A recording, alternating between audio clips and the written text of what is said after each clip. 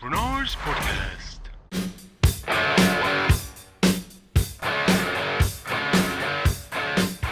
Well, that's probably one of the greatest tracks out there. And who did ask for this track? It's Steve Baker in my shed. How are you, buddy? Yeah, it's great to see you. Thanks for having me on, Renars. I'm so glad to have you here. It's exciting. So, what has it been? About a month since It's been we met? about a month, yeah. We met in Spain, skydiving. It was fantastic. It was great. Loved that. It was great, and there was plenty of comedy, plenty of showing off, lots of fun. It was brilliant. It was a wonderful, wonderful break. I think skydiving is one of those places when you just meet those light-minded people, and then even they come from like very serious backgrounds, like someone like you. But when you jump out of the plane, you become this like you release that inner child and you just have fun. It's such a brilliant way to have fun and to level and to just get on with anybody, and that's what I love about it. Is no one cares that you're an MP or whatever. You're just there to skydive. The best part for me was like, because I don't even understand what MP means. I mean, in the sense of like, even living back home in Latvia, I never really took interest in politics. And then especially moving to UK, there's already so many things to think about. Only thing I know about politics is Boris bikes. That's as far as I can go. Boris bikes, yeah, his great communist bicycle scheme. Yeah, so it's Member of Parliament. I'm in the House of Commons where I'm elected, and we're there to make laws, to hold the government to account, to represent people's problems, to try and get sort of restitution. A police superintendent once said to me, society's a pressure cooker and you're the safety release valve. Ooh. And that was a really good way of thinking about it, because That's a pretty cool analogy, yeah. yeah, having done this for 12 years, I do see that people pour out all their troubles and difficulties and rage at someone. They need to pour it at someone. And it's very often their Member of Parliament. And I think understanding the role as the safety valve on the pressure cooker of society is quite a good way to get through the difficult days. I looked a little bit about your background yesterday, and so you've been in politics now for 12 years, did you say? Yeah. And before that, tell me about that. Well, I was a software engineer immediately before that, and I started off as a Royal Air Force engineer officer on fast jets. So how did you get in that? From when I was a kid, I loved aeroplanes as an air cadet, and that was incredible experience as a kid. Lots of shooting, some flying. It was good. Interested in science and technology, so engineering, cadetship seemed natural. Did aerospace systems engineering at university. Became a chartered engineer working on airworthiness of fast jets. And then the dot-com boom happened, and I wanted to work in defence intelligence and trials and avionics and weapons. And the Air Force said, we want you to do engines. Big, heavy thing, turns round and round, fatigue. I'm afraid a bit boring. I thought, well, I can either sit here in this big open plan office working on something I'm not interested in, or I can go and get involved in a dot-com boom. So that's what I tried to do. MSc in computer science, business software, fascinating stuff. Ended up working at Lehman Brothers, of all places, which was a great asset at the beginning and a great liability at the end. And then I was so very fed up with politics and politicians. I was just completely fed up with I should go in politics. Yeah, I thought I must be capable of doing a better job. So I thought, emigrate, moan or stand. I'm not sitting at home moaning. Let's get off my arse and go and try and do something. So 2.5 years later, I was elected to Parliament with no previous political experience, and in some senses, the rest literally is history. Done some big things. And it's been 12 years now. So how is it like comparingly when you started, maybe in the middle, and now? So at the start, we had a very stable government because it was a coalition with the Liberal Democrats. So in the UK, ideally you have a government with a single political party based on their manifesto. But David Cameron, George Osborne took the decision to have a coalition with the Liberal Democrats, to have a big majority so they could always get their vote through. So a very, very stable government, but you couldn't get anything through unless the Liberal Democrats agreed. That was the way it worked. So 5 years of trying to balance the books and so on. And we thought that was tricky. And then all hell broke loose from 2016. We had the EU referendum. And I was closely involved in that and in leaving the EU. And I'm afraid it's been really tumultuous, historic times. That's probably the only subject I can talk about and maybe give a little bit of my idea. Go on, tell me. Are you fed up with Brexit? To be honest, like it's for me, it's almost like it's better for me. Yeah. Because like even though I'm not a citizen in this country, that is such a relief to hear that it's better for you. I'm so glad I came on this podcast. No.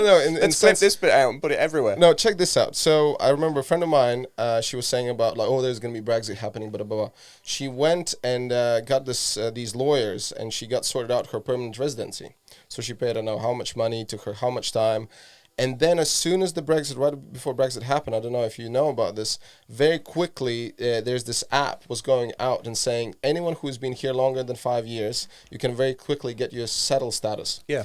And I'm not kidding you. Okay, this is very interesting information. I was sitting in my toilet and filled out that information, and I got my settled status like literally in 10 minutes. I'm so happy to hear that. You know why? Because I was a Brexit minister at the time.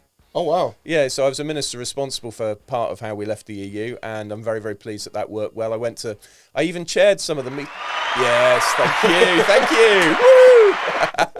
I even chaired some of the meetings within government that made some of this stuff happen. So, yeah, I'm really pleased and proud that worked well for you. I mean, that's that was great. so quick, and someone who hasn't been there longer than 5 years, so they would be like 3 or 4 years, they still would get settled status, but it's different. It's like settled status, we had pre-settled status. Yeah, that's right. That's the one. Mm-hmm. And then as soon as 5 years hit, they get the settled status.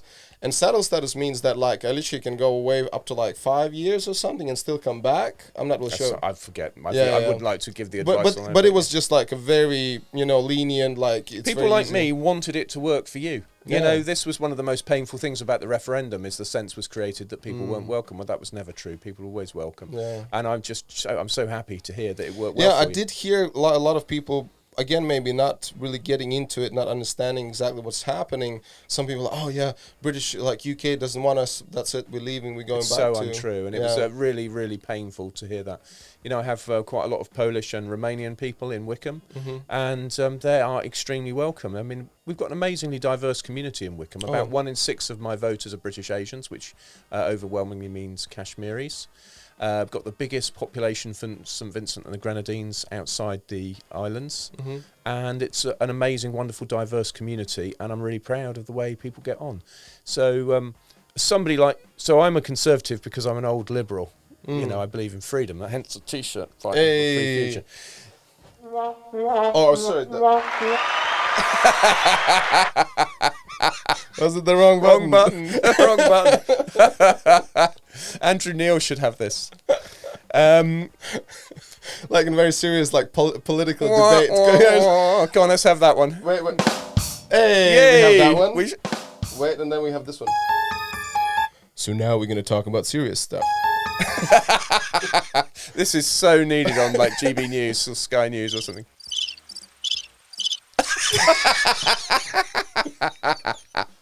It's like a little kid with buttons. Here you It's go. a very, very good idea. That should appear in every studio right now. Yeah, somewhere in Parliament, when someone come across with a point, you just go this. And what do you guys think? Yeah. Oh, that's a good idea. But yeah, on the serious stuff, Yeah. we just wanted people to be welcome to stay. You know, leaving the EU is about the structure of power in the world and our capacity to make our own laws. It's unfortunate that it was cast as something else, but I'm pleased that we mostly seem to have moved past it. So Liz Truss, who looks likely at the moment to win the Conservative leadership election and become Prime Minister, she voted Remain, she campaigned Remain, but she's been on the journey the whole country needs to be on, which is to say whether you voted Leave or Remain. Actually, now it's about trying to just move beyond it and move It was together. interesting, like, I just saw there was a lot of misunderstanding, a lot of, like, people just not really... Again, doing their homework and trying to understand what exactly is happening. So remember there was this radio show, I forgot this host who, he was very openly just talking like to people, just call me in, ask me any questions and we can discuss this. I'm pretty sure you know who I'm talking about. So there was this one older gentleman calling from up north and calling and saying, oh, the reason I voted for Brexit is because this mall or whatever, this place where I used to go all my life, now I just can't go because there's so many black people. It's a terrible thing to say. It's just exactly. terrible. But then he's like, so what's that to do with exactly? Where do you think those black people come from? From Romania? From Bulgaria? From Latvia? No, they come from where is Africa or Middle East? Like, and that's nothing to do with Brexit. And then someone who has that idea, well, if I'm gonna vote pro Brexit, then this is gonna stop. Well, first of all, it's not. Like, do your research, do something about it. It's really unfortunate. There are always going to be hateful people in the world, and people who are not very well informed. I'd try to speak kindly of anyone, but it's happened on both sides, you know, because unfortunately, people like that who've witnessed really racism have allowed people who are arrogant and condescending on the other side of the argument, the worst elements of the Remain side, to suggest that everybody who wants to leave the EU is a racist, and that was really poisonous and painful. I mean, at one point I was described as worse than a Nazi by David Lammy of Labour frontbencher. Wow. Said that the European Research Group, which I chaired, was worse than Nazis. And then when he was challenged on it, he doubled down on it. Now, this is a man who I see occasionally in Parliament. He's a Christian brother. Yeah. And I've seen him in the green room ready to go on like the Peston programme. And he's always absolutely perfectly charming to me. He clearly does not really believe that we're worse than Nazis. But it played to an audience, I guess. So I forgive him, but it's not a helpful way to conduct politics, because there will have been people who listened to him say that and took it seriously. And that's just tragic. So the challenge now is to just be realistic about the country we live in. This is a very open and tolerant country in a way that, you know, far beyond most. And yeah, there are some racists in it, but they don't define us, and we call them out and we deal with them. Oh, well, it's always going to be some, idiots in the crowd. There's There are nothing always you can going do to be about it. idiots in the crowd. I It's like that. just the way it is. And like, listen, for me was I lived in Canada for 3.5 years before I moved to London, to UK. Yeah. So before that, I lived in Latvia. Then I lived a little bit in Norway. I got my master's degree there in business.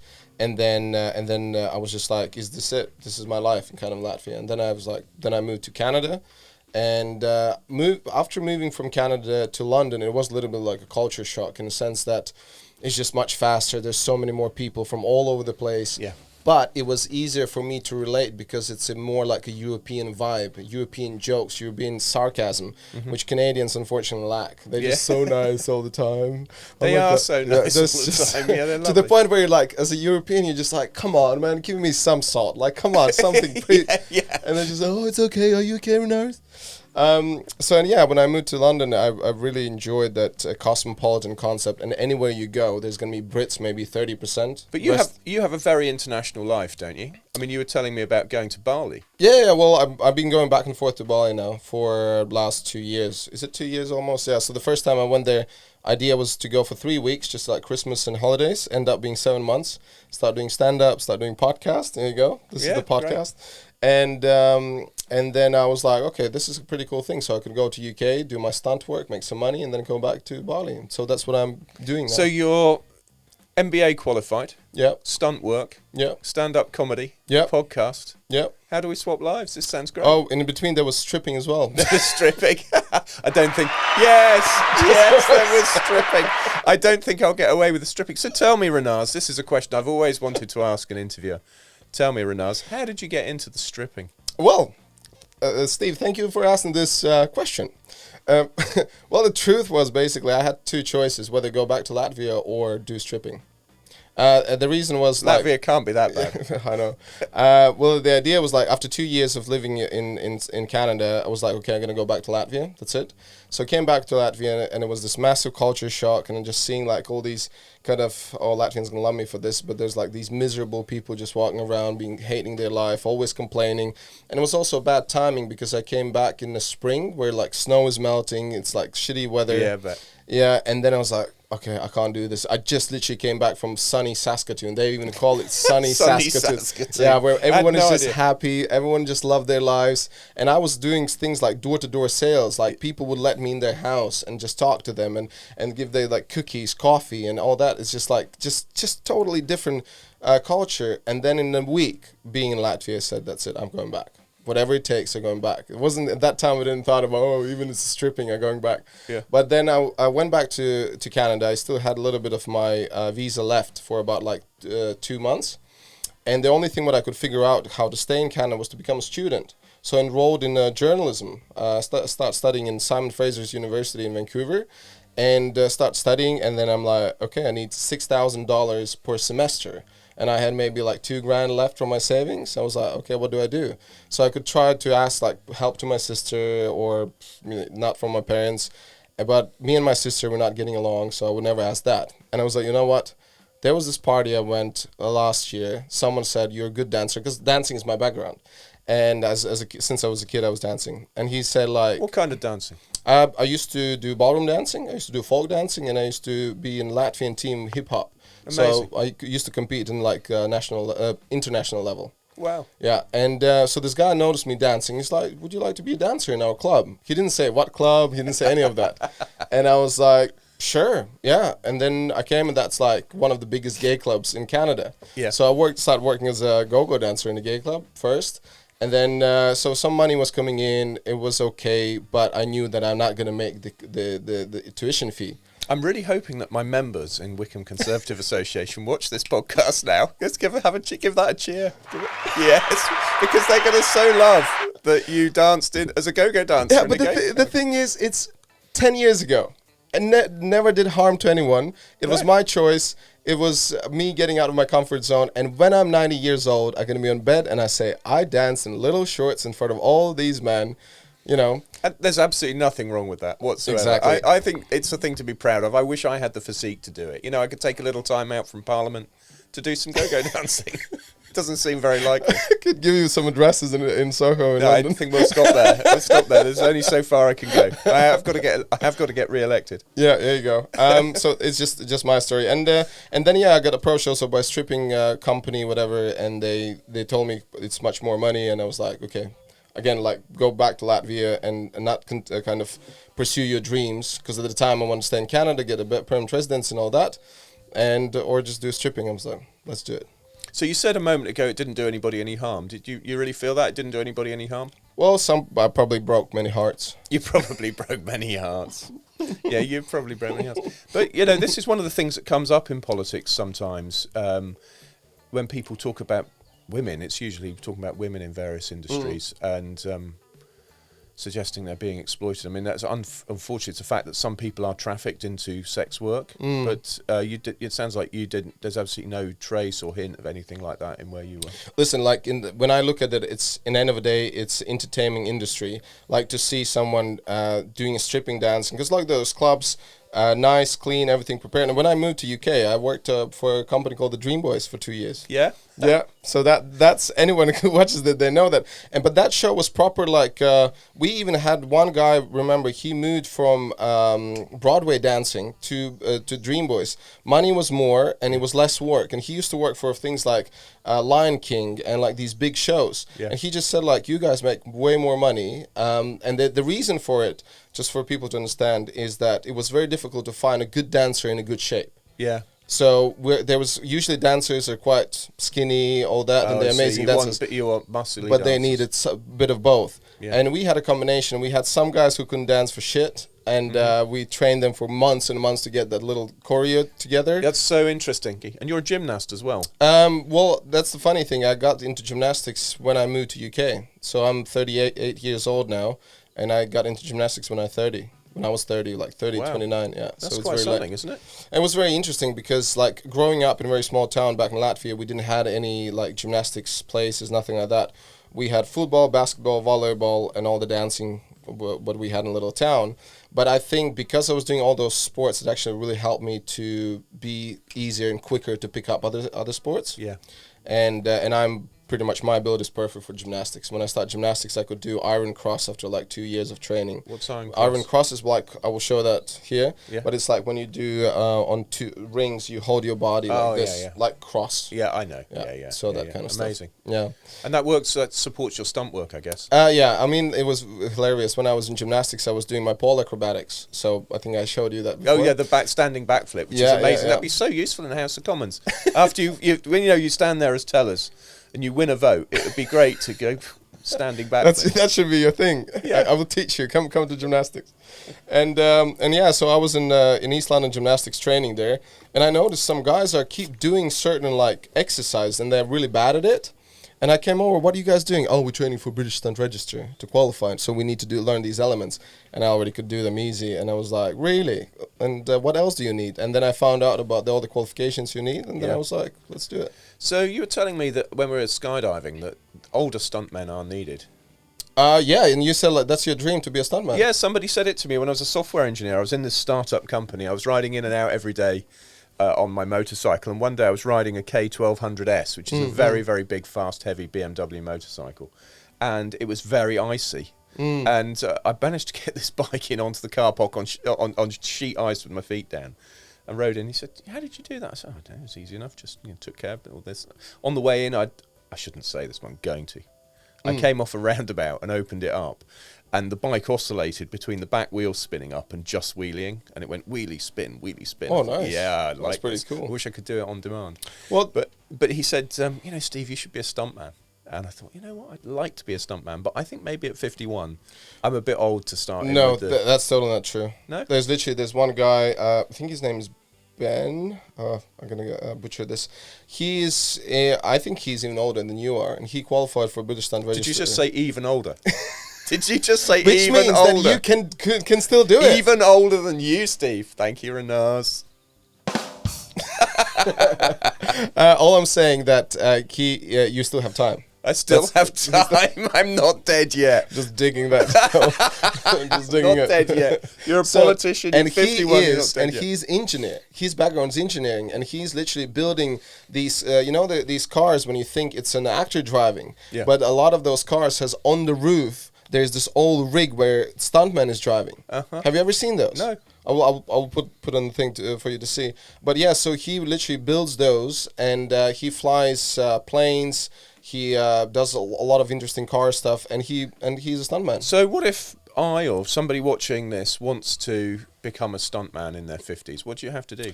Well, there are a couple ways to do this in UK. I would say maybe two main ways to do it in UK. Is the way I did it is to qualify for British Stunt Register, as everyone calls it, BSR. You need to qualify in 6 disciplines. It's your choice. You can choose out of 8 or 9 different disciplines. And then you get them all ticked off, and then you send all this information to the board of the British Stunt Register, and then they accept you. And then you become a part of this very cool group called BSR, and you have your own page on this big book, and then people who ever look for stunt performers they just look you up. And So if they need a 51-year-old guy in medium shape, bit of a dad bod, working on it. The thing is, like, one of our really amazing stunt performers, he's about 65. Yeah. And he's because usually stunt performers, they qualify to be stunt coordinators. Right. So they wouldn't do performing, they would be just in charge of all these guys, what they're Safety, all doing, and that. it's like safety and dealing with all the actors and a lot of paperwork. Basically, as soon as you become stunt coordinator, you get fat and bald and that. Not all of them, some of them. It's just because a lot of stress. It's a lot of stress, a lot of pressure. Yeah. But there are some stunt guys who are like, I don't want to deal with any of that, and they just continue being stunt performers. And what's the balance between men and women who are stunt performers? Oh, it's a huge gap, I would say. Like, there's probably 70 or 80% would be male performers, Yeah, probably so- even more. What would you say to women who want to get into stunt performing? I would say go for it. Yeah. I'm not kidding you. 2 days ago, I was in David Lloyd's. I'm a member there, and this one girl, she's a lovely waitress. She's about 20 years old, and she likes bikes. We start talking because she saw me having a helmet. And she's, oh, what do you ride? Oh, I ride this, and then I said, like, what do you do? She's, oh, I'm a physiotherapist. I'm like, be honest to me. Do you really want to be like the physiotherapist? Oh, yeah, it's well paid. It's like, whoa, no. Those are not the reasons. Do you really like that? And she's like, yeah, it's well do. Think about stunt performer. And then, because stunt performers, especially for women, there's not much of competition, and she's quite tall. Yeah. Which is a quite rare thing. So you can work maybe 3-4 years, and you can make enough money to buy property and do all those kind of things. Yeah. So it can be very tough to be a stunt performer, but it can be very lucrative. When you say tough, what does that mean? Injuries?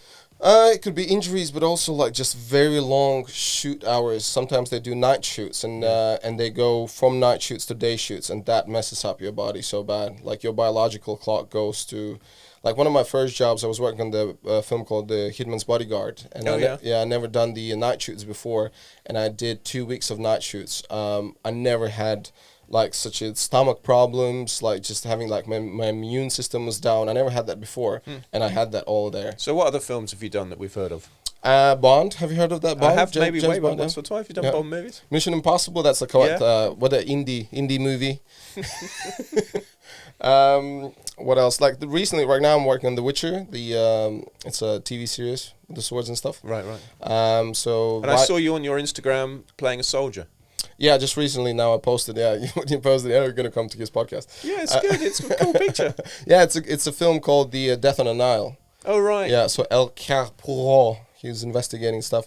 And he's like, very beginning when the film starts, they're showing like where did the El Carpuro came from. And he was this, not that he was like in charge, like captain or one of those higher rank guys. And he was in charge of like this attack towards Germans. And I was playing one of the German soldiers. So I got blown up and I was like flying across. So I guess when you're on set, some of the stars of the movies will be approachable and friendly, and Keanu Reeves, for example, is very famous for being very approachable, isn't he? And others, I guess, are more standoffish. Do you find that some stars want to talk to you? And you see, this one is a tough one because really depending on, like, just worked with the Joaquin Phoenix on the Napoleon, with Ridley Scott, which is going to be a massive film.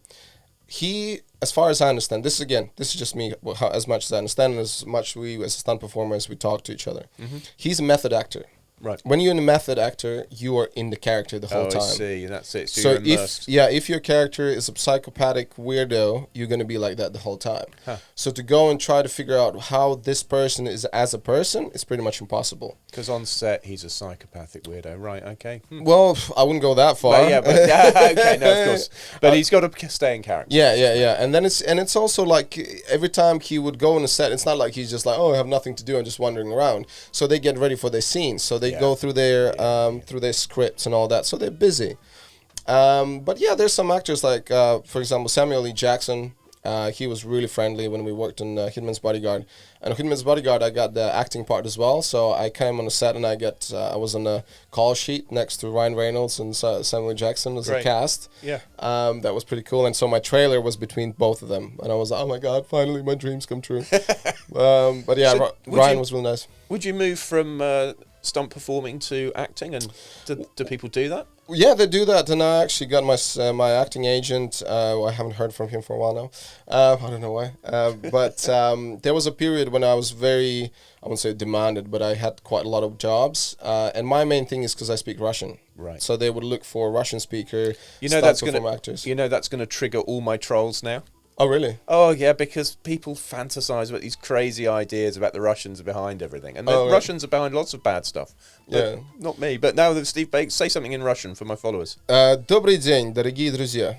I just said, hello, my dear friends. Oh, that's good. Yeah, just don't say something like, this is Steve Baker, he's one of our agents. Oh.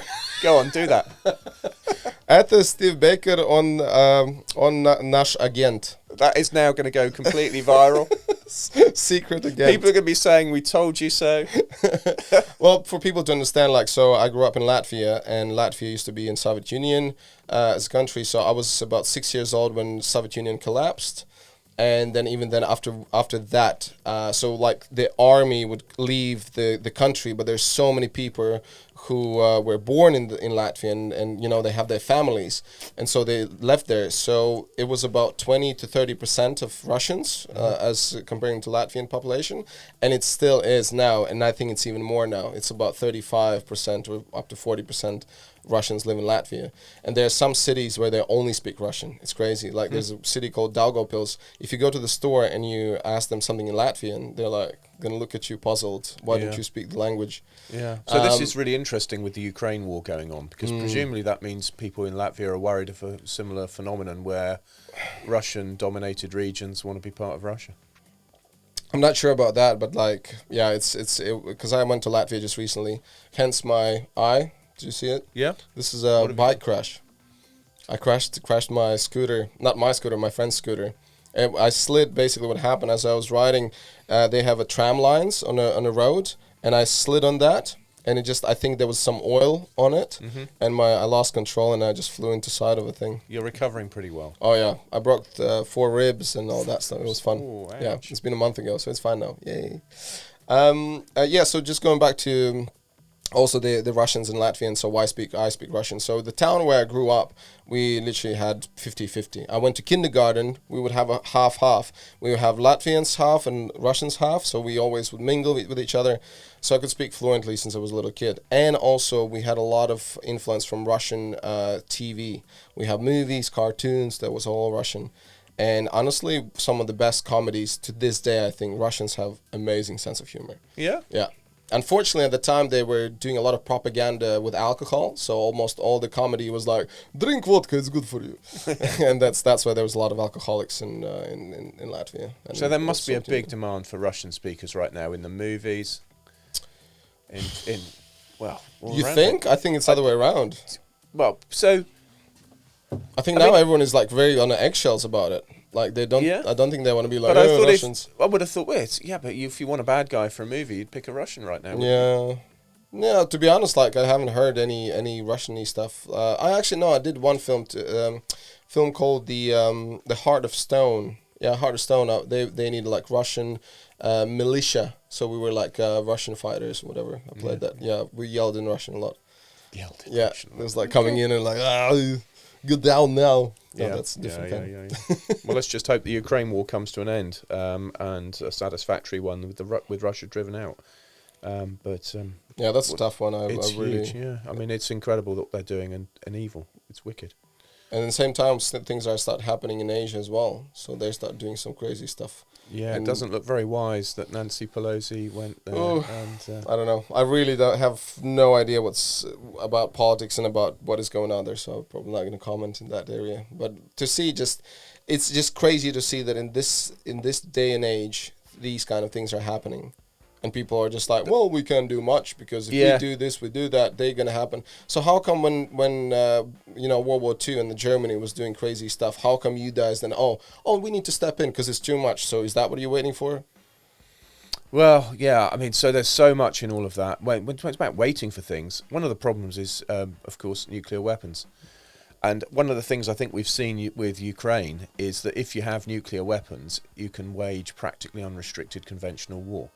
And this is a very dangerous phenomenon because that's telling the world, well, get nuclear weapons and you can have unrestricted war to further your ends. So it's a terrible, terrible signal for a lot of bad actors out there. And one of the problems I think we've got is that... Come closer to the microphone. Oh, sorry. Fist, remember? Fist. I thought you were going further. No, closer. Further. Oh, I'm not sure. So there's a big problem that the fundamental features of human nature haven't changed for millennia, right? There's still bad people who want to get status and power and are willing to use force to get it. People with crazy ideas about nationalism, crazy ideas about which they'll sometimes dress up around religion, which even Putin has done in relation to Kyiv. So in a world of bad actors, what are you going to do to try and keep the peace? Well, having a strong defence is a very good start. We should maintain our nuclear strategic deterrent. But when it comes to what you're waiting for, we've got to be so careful not to get into an unconstrained war with China. And in fact, the head of MI6 recently warned that we don't have the safeguards in place with China that we had with Russia during the Cold War. And that's a big deal. I mean, I think when I was growing up, I'm 51, so Cold War ended when I was about 18. I went to Berlin shortly after the wall came down. But, through my teenage years, we grew up with the idea that, it could all be over quite quickly if something went wrong. So the idea of not having safeguards is quite worrying. And we've just got to be super careful not to accidentally stumble into a war with a nuclear armed power. So that implies a great deal of responsibility. The problem I think we have, which is what we're seeing with Russia, is when you have a president with whom you can't reason, who is willing to use extreme violence to wage war to get what they want, suddenly the rationality quits the horizon and you've just got to be well armed. And it's very, very sad indeed that aspect of human nature never seems to change. But we've just got to deal with it and not be naive. And it's interesting how through years and stuff, and that human nature doesn't change. We still need to have who has the most power, who's going to be crazy, the isn't leader. it? And most of us, I do say us actually, most of us don't want any of that bullshit. Yeah. We just want to get on with our lives and do normal things and fun things, do work that's interesting and important and fun. And help each other and live in a lovely community. I know. And that's what most people want. And into this comes politicians. So you could ask yourself, what can a normal person do about this? I'm afraid it's the one thing most people don't want to do. That's getting just a little bit involved in politics. Yeah. So this is so important. If I was to ask people to take one thing away from my point of view, just join the political party of your choice. It's never going to be perfect. It's always going to be something you don't like. But just pick the political party that's closest to your views and get involved, because then you can have a vote to prevent bad candidates getting elected. What is the main excuse for people not to join? Well, we just hate politics, want nothing to do with it. I mean, I think that's it. It's just ugly. It's ugly. It's grubby. It's mean-spirited. People don't want anything to do with it, but it doesn't have to be that way, right? But I think nowadays the biggest problem why people don't want to join in because they all say we're too busy. We're getting on with our lives. We have to do this. We have to do that. Even like just looking at my life, like I want to try to do so many different things. I want to do this and that, and like when I have that free time, I maybe would read a little bit of book or something like that, and to think about trying to understand. So a minimal involvement in politics really isn't much time. It's £25 a year, which I would say large numbers of people can afford to pay to be a Conservative Party member. For that, you end up with a vote in the process of selecting the next leader. So it's about 120,000 people are going to vote to pick the next leader of the Conservative Party and Prime Minister. That's quite a big deal, and that gives you a lot more power than being in an electorate of tens of millions. So, that's the first thing. £25 a year buys you, because that's what you have to be a member to vote. That's reasonable. So that gets you the opportunity to vote in the leadership contest. Then there's the selection of members of Parliament. So I've been an MP for 12 years. I don't know what the average tenure is, but I suppose it's 15 years or so. You don't voting once every 15 years or whatever. And then, of course, council candidates. Now, it's not a lot to ask people to go to a selection meeting and hear the candidates out and say, actually, I'm a little bit concerned about your vanity or your competence or your fundamental motivations, and just vote for someone else. But this is, I'm afraid, the big problem we've got. Non-participation means that the worst can get on top. Yeah. There's a guy called Hayek wrote in a book called The Road to Serfdom about this, why the worst get on top. And the answer to it is for normal, decent, civilised people who don't want all this politically motivated nonsense in their lives to just get involved and stop it by voting against the idiots that otherwise will go forward. How often do you hear then when they say like, oh, we voted for the least bad option? Yeah, you do get that. A lot of people who are in that territory, they will stay at home. So in Wickham, in a typical election, about a third of the people will vote Conservative, about a third of the people will vote for another candidate, and about a third of the people will stay at home. That's typically what happens. But I remember once saying to somebody with decades more political experience than me, I want to drive up per turnout. Just a moral, sensible thing to do. Let's get people voting. And she turned to me with an old-fashioned look on her face and said, Steve, I don't care if 3 people turn out so long as 2 vote for you. Oh. And I thought, because in the end, politics, once you're a politician, politics is about winning. Well, why? Because you want to win, because you think your ideas are right for society. If you're even the best motivated person wants to be in politics because they believe that their ideas are the best for our society. So if you want to serve the public like that, you've got to win. You've got to get elected, and once you're elected, you've got to become a minister. And this creates a set of incentives for people that, with even the most angelic candidate, are bound to drive them to want to win and then to want to get on in their career. Because suppose a person's got great ideas for example, reducing poverty by taking control of the Department for Work and Pensions and implementing very worthy reforms to deliver universal credit with higher basic amounts of money coming to people, a taper rate improved, all that stuff. All good. There's a good arguments that could really improve people's well-being lifelong, break cycles of worklessness, economic dependency, debt, addictions, all the family breakdown, all these things which happen, very often driven by poverty. So imagine there's very, very good, high moral reasons for wanting to be in that position. But to actually get to be the Secretary of State for Work and Pensions, you've got to become a candidate, you've got to get elected in a seat you can hold for a long time, you've got to work your way up through the ministerial ranks, and that often will mean choking down policies that you don't really like, because it's loyalty which gets you on in the Conservative Party. And then eventually, after years, you become the Secretary of State for Work and Pensions. And I'm not picking on the current incumbent, Therese Coffey, she's very nice. I'm just making the point that it's a very, very long journey to become a Secretary of State for even the most well-motivated person. So, insofar as politics has big flaws, I would say one of the biggest root causes is non-participation by voters in political parties, because that's where you can make the most difference to who you actually get as a candidate. And it doesn't take a lot of time. You probably, you'd probably need to devote a few hours a year. So what would be the easiest way? Obviously, I'm asking for the easiest way because we want the easiest way in everything. Of course we do, yeah. And fastest way in everything. For, let's say, for young people, for young teenagers, Yeah. just start dip their toe a little bit into politics and have more understanding what's going on. What is out there? What kind of websites or there's so TV much great programs and that kind of stuff? So I linked to loads of stuff from my website, stevebaker.info. I probably need to put some more stuff right on the front page. Now I've said this on your podcast. Yeah. But YouTube channels like Learn Liberty, which is an amazing channel. Prague University is set up on YouTube to appeal to young people.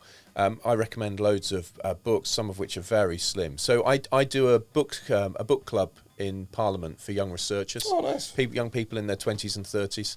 And once a month we get together, pizza, wine. That's how you lure them in. Yeah. Pizza and wine. But they come actually, do you know what? They come for the ideas. Yeah. So we did a seminar, 3 seminars on a book called Principles for I dare you to question at the end, why did you came from before here? And anyone can write down anonymous. And how many people are going to say pizza and wine? Yeah. Well, no, I think they come for the book. But it's a lot of fun. We pack my office with young people discussing the principles for a free society. So equality, civil society, tolerance, democracy, free enterprise. It's about a dozen in the book. It's only about, I don't know, that thick. Maybe 50 pages. And anyone could sit down and read it in a couple of sittings easily. So people should inform themselves. But an informed electorate is the best defence for a free and prosperous society. Socialism, I've got to say I'm conservative because I believe in freedom. Socialism's always the attempt to organise society by decree.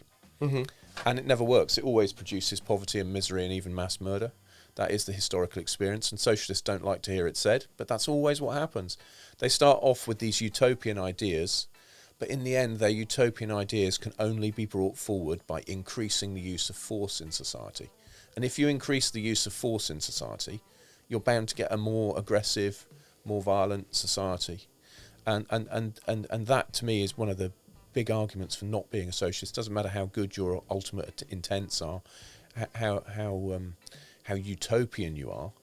If the methods you choose are never going to work, well, do something different. So I'm a classical liberal. I believe in freedom. I believe we need some government, but it should be relatively minimal. We were talking earlier about something. We didn't use the word virtue, but talking about how we relate to one another in community. Yeah. Actually, people need to choose to be virtuous. And choosing to be virtuous means being temperate in how we relate to one another, how we listen. It means being courageous and hopeful. It means loving people. Actually choosing to be optimistic and hopeful about other people. And so actually rediscovering virtue and freedom would be a great way to rebase our society in a way that I think the vast majority of people would approve of. But how can I pass a law to make people virtuous? I can't. This is one of the great tensions. In a sense, it's the only story in human civilization. To me, it's the story of big religions. It's the story of politics. To what extent should people be forced by law to behave in certain ways to set society right? So can I tell you the big story of the Bible, the way I see it? Go for it. All right, so God creates everything. Everything's good. Yeah. People fall, they just start doing stuff wrong. God then gives the people the law, but they can't even manage to obey 10 rules. They followed God through the desert, and then they pour, two of the first two rules are about only worshipping God, so they pour gold into a calf and worship that. People are very, very bad at following rules. The prophets in the Bible, all apart from one, say, turn back to the law and to God. Habakkuk cries out on behalf of the people and says something terrible's coming. God says, I'm in charge. So they've got this problem that God gives people the law, and then they're very, very bad at following it. And that's the Old Testament. It's a big story of people failing to follow the law to set society right. And it doesn't work even for God.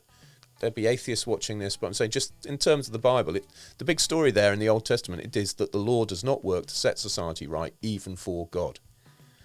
Then you get into the New Testament, and Jesus comes and he fulfills the law and sets us free from it, sets it aside by faith. So by faith, you end up clothed in the righteousness of God himself incarnate as man. That's the incredible miracle of it.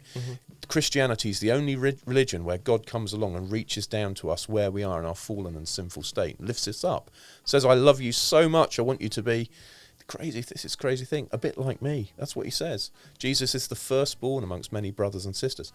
But the point about politics and religion, and one of the reasons it mixes so badly, It's about the same fundamental problem, that you cannot set society right by force of law. And that's why I think we've got so many rolling crises now, because so many people in our society believe that we could improve matters if only we used more force, more law. And it's not working. I mean, just, how is it working out for us to have very, very high taxes and debase the currency and so much regulation going through Parliament that people like me can't even scrutinise it? It is not actually working out very well. And I wouldn't have expected it to, because it never has. But so if you ask people, where do you start to get into politics? Well, start thinking about what you want in your relationships. Because everybody's got some idea of what they want in their relationships. Well, okay, once you've thought about relationships and virtue and what it means to actually love someone or be a friend or whatever, or to work in business, what would good look like in your relationships? Well, then ask yourself, what's the role of force in those relationships? And I think, hay fever. He was partying last night. That's what happened. Of course it was, yeah. Every night. In fact, I actually was partying last night. I was actually. MPs partying. There you go. Hey. MPs can party. What was the party? It's just some people came around to my house. It was quite quiet, really. So once people have worked out what good looks like in relationships, then think, well, what's the role of force in those relationships? And I think most people would conclude, well, they don't want a lot of force in it. Usually when there's force in relationships, we call it a crime. Yeah. Right? Well, it also doesn't work. It doesn't work. Whatever is being pushed or whatever is being not natural, like it doesn't go with the flow. So it's not going to work. And this is the case for freedom, right? Because we keep coming along and saying, well, government should do more, tax more, spend more, regulate more. Well, that actually is force being used in our lives and in society. And so I would say for people who want to get involved in politics and understand what's going on, understand first and foremost that politics is about how and why force is used in society, in our relationships. And then ask yourself, well, how do I feel about that? What do I want from my relationships? And most people actually would like the government to stop telling them what to do, I think. So for me, that's why I'm a classical liberal. That's why I'm a conservative, because I believe in freedom. And I believe in virtue, and I believe in responsibility. And if all of us could just manage to find a way to treat others as we would like to be treated, it's a very old lesson. That's the biggest one. It's like when you talk about religion, it's one of tough subjects, because I grew up in a very religious family. Like I would say not that much family, but more like environment. So where I grew up, I went to a holy pilgrimage when I was like 7-8 years old. We walked for like 4 days to this holy place in Latvia. And my mother, she's a journalist. For 15 years she was a journalist, or she had her own magazine called The Life of Catholics. Right. And so we had all the priests and bishops in our house just coming for like chat with my mom about like what would be the next piece they would be writing about and stuff like that. So also when I was a kid, my mom would take me to the church downstairs where you have to be calm and like on knees and all that, and I couldn't stay still for 2 seconds.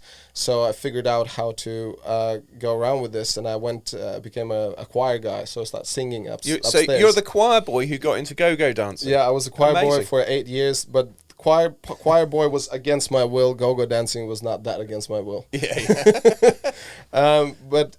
So in the way I look into religion, and now especially like, I don't know that much about different religions, but like about Catholics, so I have a big strong opinion what's going on there for years now, and it's still just going on. It's just going on. It's continued. Like it's all good.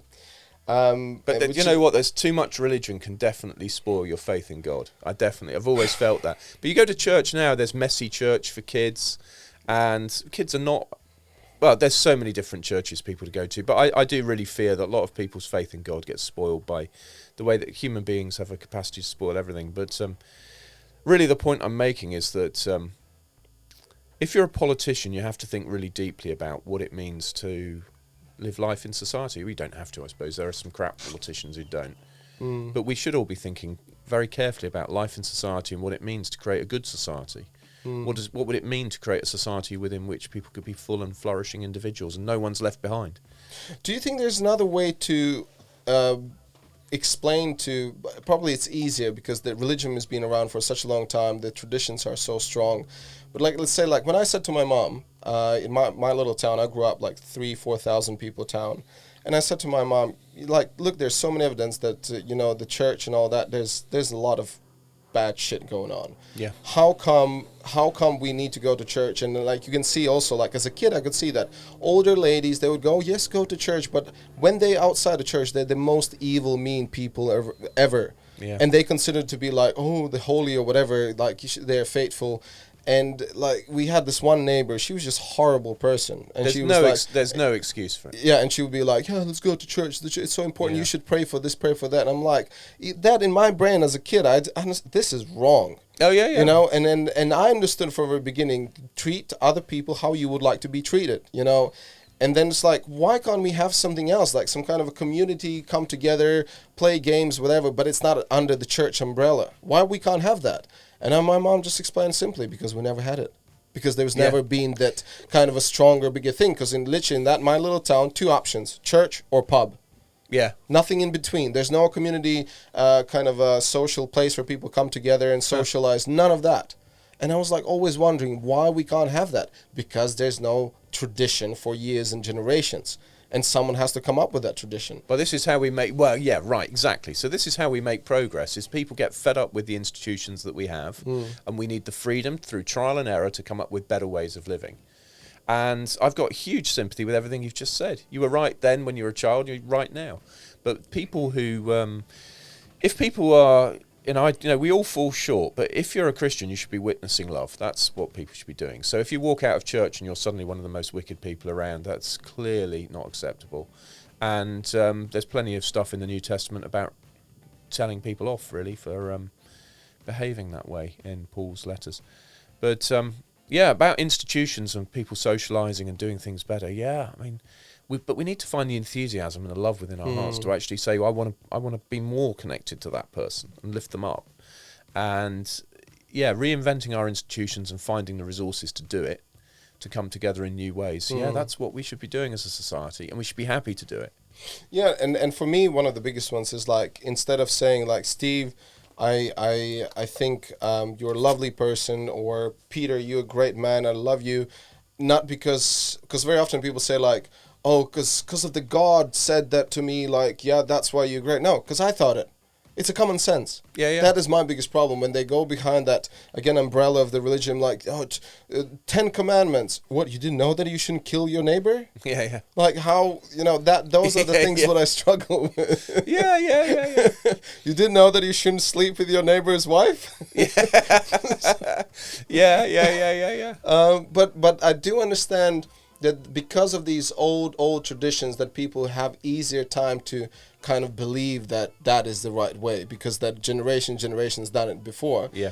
And then when you see the Catholic priests coming out with documentaries, what they've done with kids in the past, and then I'm like, and we still have Catholic Church. It's there. It's fine. It's all good. Let's move on. It's wicked. There's wickedness everywhere, and people are right to be angry about it. Yeah.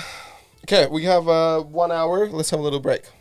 Let's have a little break. Okay, let's have a little break. That's not pink. I don't think I'm colorblind, but I'm kind of colorblind. That's quite orange. That's okay.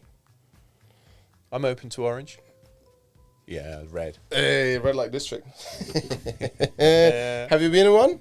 Perfect thing to talk about. That is a perfect thing to talk about. I'm so happy that as a politician, you're asking me about whether I've ever been in a red light district, and I cannot tell a lie. I did once visit Amsterdam, which has a red light district. Yeah. I didn't do anything. I didn't. I was very boring. I didn't even go to the cannabis cafes and smoke. I didn't. So what's the point to go to Amsterdam then? I can't remember. Why was I in Amsterdam? I think I was on a sail. I was doing something very worthy, like being on a sail training ship, and we pulled into Amsterdam. Oh, right. So were you then a politician already? Or No, I was like a teenager, like 18 or something. And you were already like just what they call the straight arrow. Yeah, I'm afraid I was. Yeah, sorry. That's all right. But but Amsterdam's red light district is terrific. It's something different. Like we went there last time. When there was on my 30th. I went with my Dream Boy guys. Yeah. And we were working 2 nights before then, and I was so tired. We all were so exhausted. So we went in, smoked some weed. I can say that I smoke weed. It was legal there, right? Yeah, obviously in Amsterdam it's legal. Yeah. And like how you just like, it was legal. And then what weed does to you, well, you can, maybe giggle, whatever, but it made us even more tired. Yeah. So imagine we already like haven't slept properly and we barely just walking, and it was like, we have the whole night in front of us. What are we going to do? And one of our guys had a genius idea. Peter, what's up, man? He's like, how about we go to cinema and we watch a movie, but we don't watch a movie. We just have a nap. For 2.5 hours, we had a perfect nap right in the front row. All these guys just out, and then we went in and we had an amazing night. The truth about the Dream Boys. Exactly, because we thought like hotel, we're not going to hotel for 2.5 hours or for 3 hours. It's going to be expensive, whatever. A film was perfect because we all were woken up by the staff working there. Excuse me, the film is over? I was like, really? It was fantastic. That was the Amsterdam story. One of the things what I want to talk to you about is the how interesting is it only in UK you have this parliament thing when people do this here and all this like interesting yelling and vocal thing. I think it's a very British tradition. There are other parliaments around the world who work on our system, so like Australia and Canada. Mm-hmm.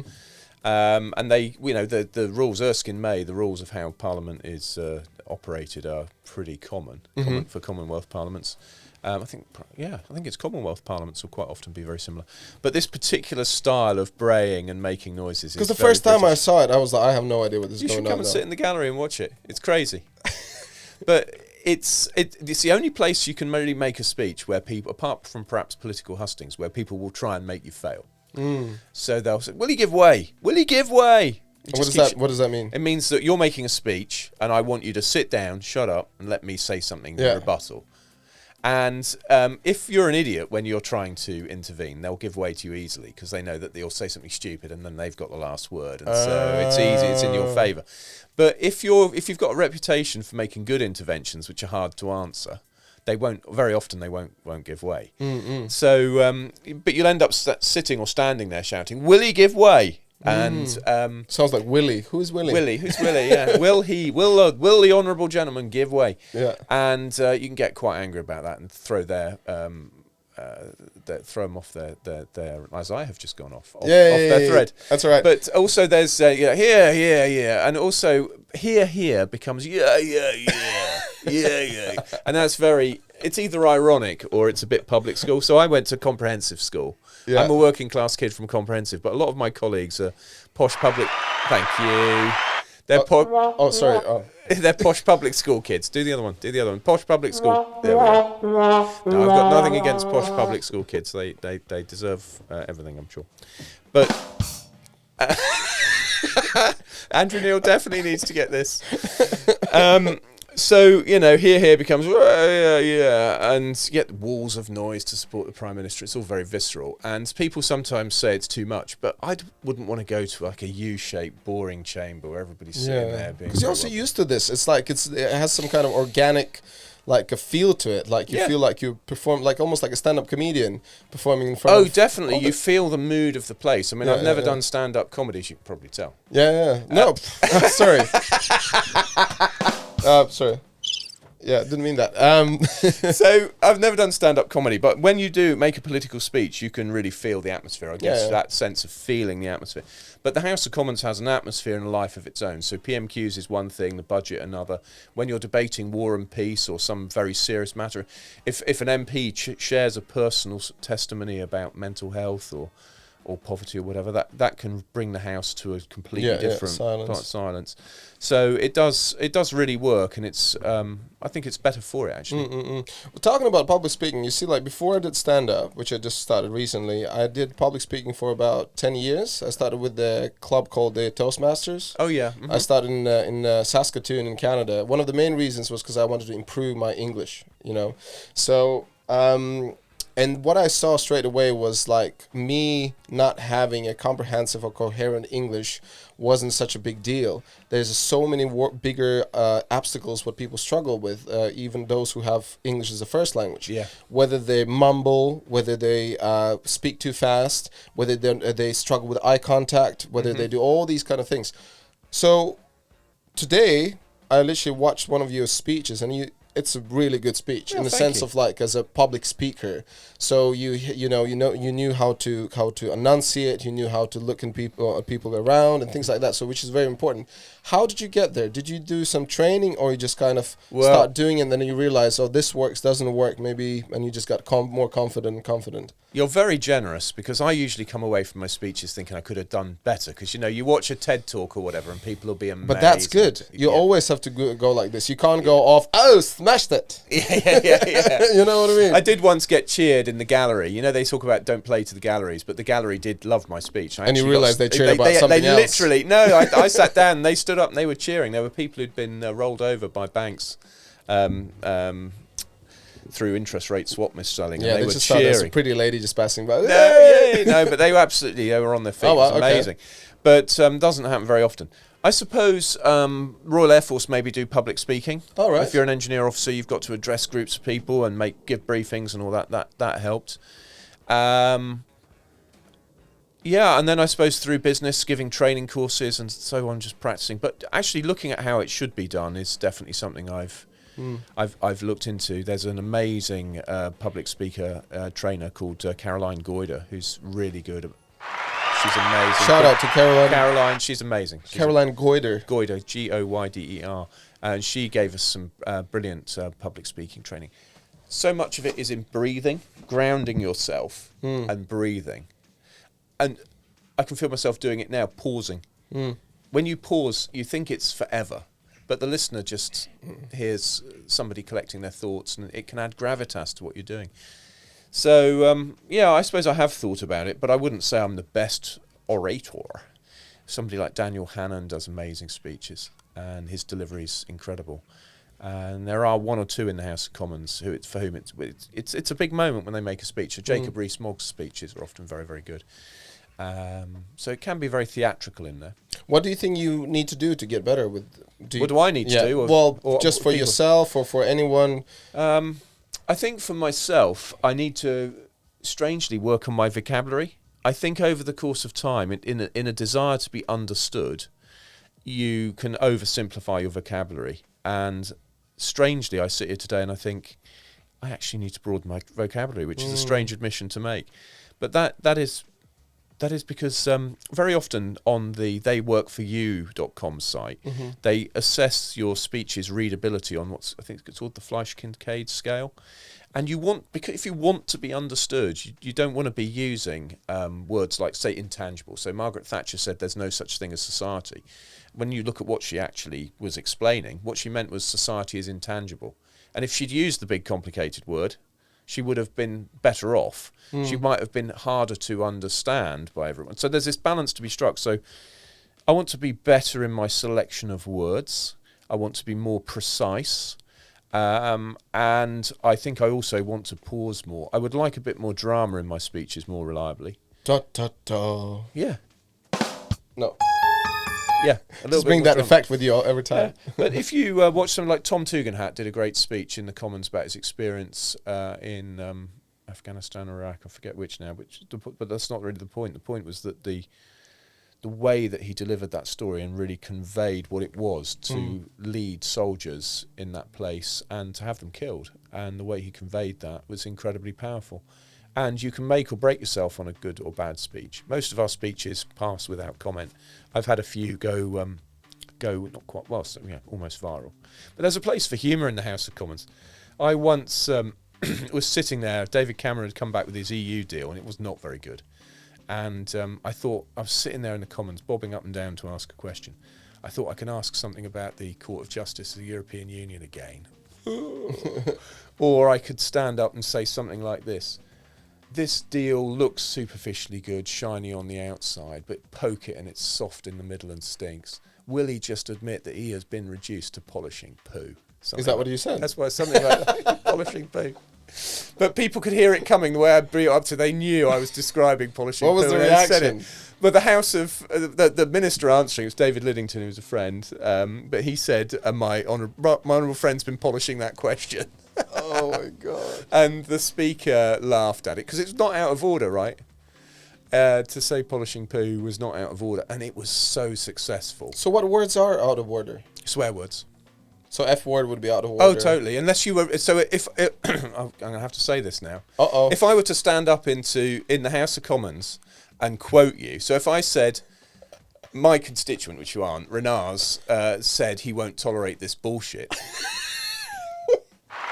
Yeah. Is that going to be the reaction? Yeah, you can say that. You can get away with that. So if somebody is trolling you and calling you an effing C word, and you say, you can stand up and say, I was trolled this morning, Mr. Speaker, and I was called an effing C word. And you could say those you're words. Just quoting someone, because you're quoting somebody. And but I think if you did it a lot, you'd be picked up on it. But so that parliamentary language is supposed to be temperate, well-mannered, good-humoured even. It's funny because, like, on the court in States, as you heard about Johnny Depp's court, right? So he basically tries to explain that his ex-wife took a shit on a pillow, but he said something matter. Oh, I've forgotten now already. Fecal matter or something. Yeah.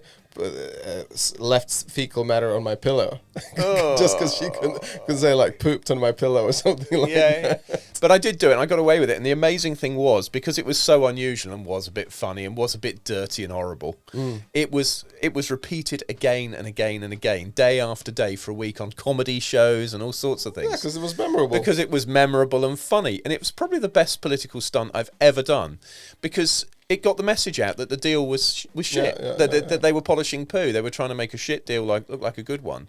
But because I made it funny and memorable and unexpected, it went viral. And even my opponents were doing my own work for me. It was a huge success. Sweet. Yeah, it was sweet. Yeah, it was. How does it feel to kind of go on edge? Oh, nasty! Because people do not like that a member of parliament stood up and said polishing poo. I mean, they don't like it. They want more, And it was a grubby, ugly thing to do, but it was very, very successful, so it was worth the pain. And I must admit, I do still find it funny, but some of my supporters will not find it funny that I'm still sitting here talking to you, finding it funny. It's childish. But have you had a situation in your life when you say something and you think it's on the verge of funny and verge of being over the top, and then you get in trouble? Yeah, who hasn't? But I think I get all the time. Yeah, I'm not surprised. Yeah, I'm shocked, Renars. Yeah. All the freaking time. But I would say that as a member of parliament with 12 years experience, I can't allow myself to be there. I can't. I mean, in private with people, you can maybe get to an edgy bit of comedy, but even then you can't make mistakes with staff, because there's been so many problems in parliament. So, the way that you and I are joking with each other on the drop zone, say, I just can't get away with that in the office or whatever. I just can't, because particularly, I mean, I forget, I'm this guy who rides a motorbike and jumps out of airplanes and likes to have fun like anybody else. But once you're a member of parliament, you, as they say, have to recognise your power. Other people perceive you as a member of parliament, possibly even an influential one. Do you think you feel restrained sometimes? Oh, totally. Yeah, of course I do. I can't be as funny as I would like to be sometimes. See, I would really struggle with that, because also one of the greatest things what I start understanding more and more about comedians and stand-up comedy, comedians are almost like politicians, because we talk about things what people are afraid of talking about. Yeah. And we're bringing all these things.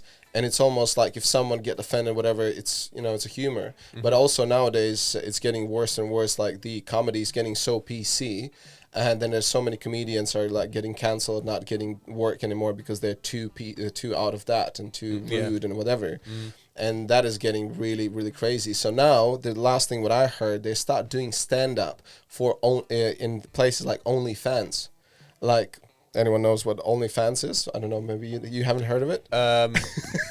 OnlyFans is a subscription service for adult content, I'm guessing. Exactly. Yeah. So, and what I'm trying to say, it's it's getting so bad. You get so censored. Censorship is so high in for YouTube and all these kind of places that you can't even joke around things anymore. So they go to things like OnlyFans, where people actually pay money and then they can see it. Yeah. So there's a comedy club. What's it called? I only just went there with Comedy Unleashed or something. But there's a comedy place where they aim for free speech. Where's this? Now you've asked me and I'm on your show. I'm going to have to send you. Where is it? It's in London. Which part? Oh, don't ask me this now. I'm going to have to come back to you and give you the link. But I always can put in the wall. Friends of mine like Dominic Frisbee performed there, and he's very, very good.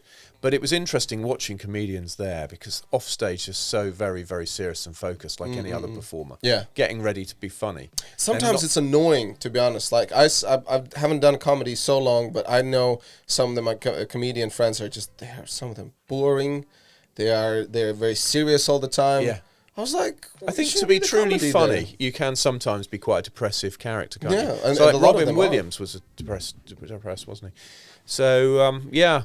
But so I suppose as a politician I can't be as funny as I would like, which might sound a strange thing to do. But the weird thing as a politician is sometimes you do have to do a bit of stand-up. So if you give an after-dinner speech and it's, I don't know, the Rotary Club, who are lovely guys, pillars of our community, they don't want me to turn up and make a boring, monotonous political speech. They typically, the pattern I normally use is a Churchillian one where you say something witty, then something informative, and then you finish with something emotive. So if you go witty, informative, emotive, and that works really well in so many different circumstances, and you can vary the length of it.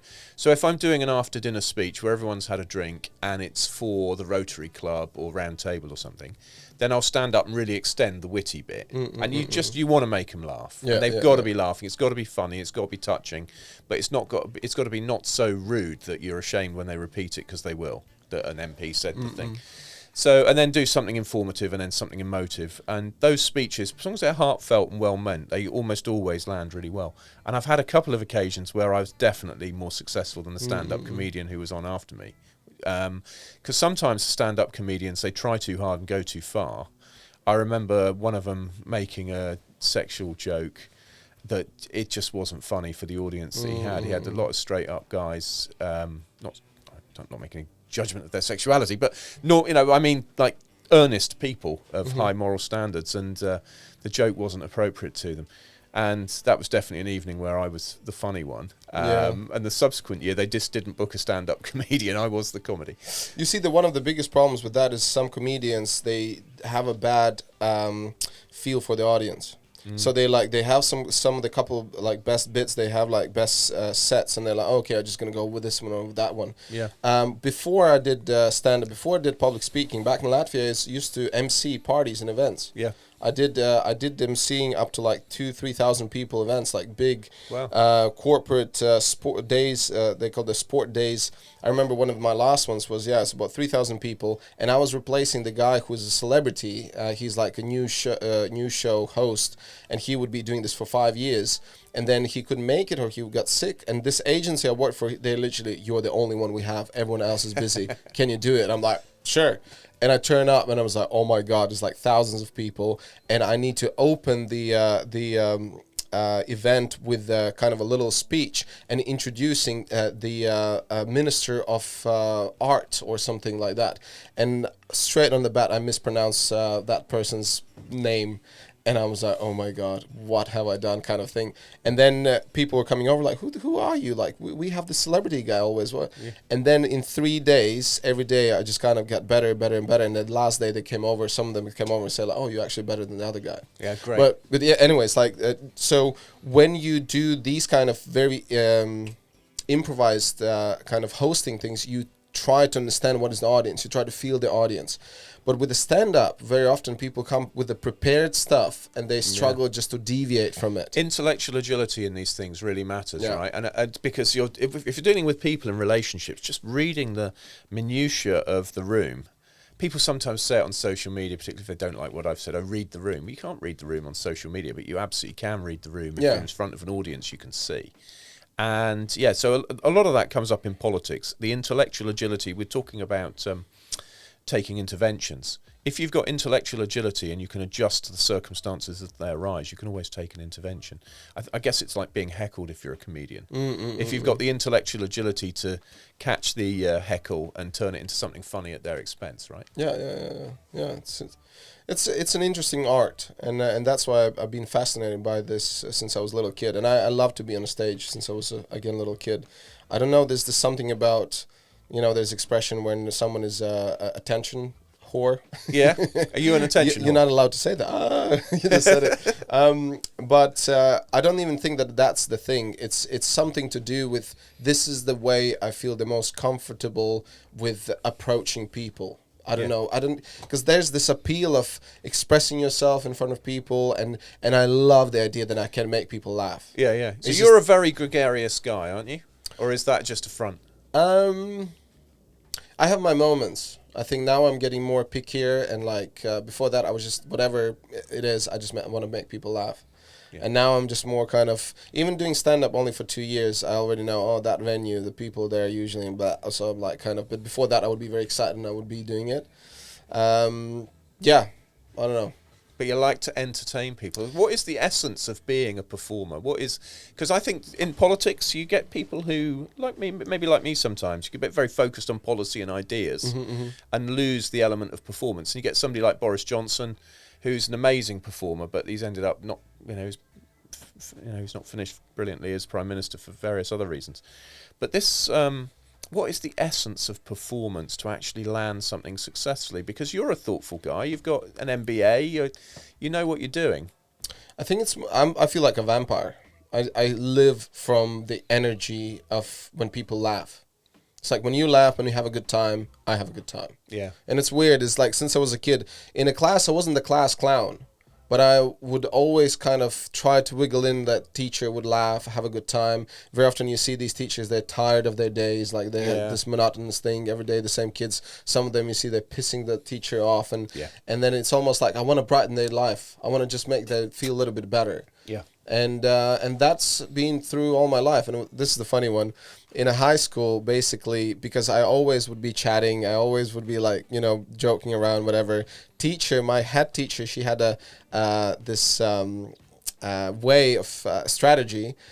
So she would send me right in front, and a radius of 3 meters around me, no one would be sitting, all the kids would be further away, and I'd be sitting right in front, and that's how she would make sure that I don't communicate with anyone. Because before that, she thought, I'm going to put the most, kind of a calm, silent girl next to me, and then I would shut up. And you turned her into the...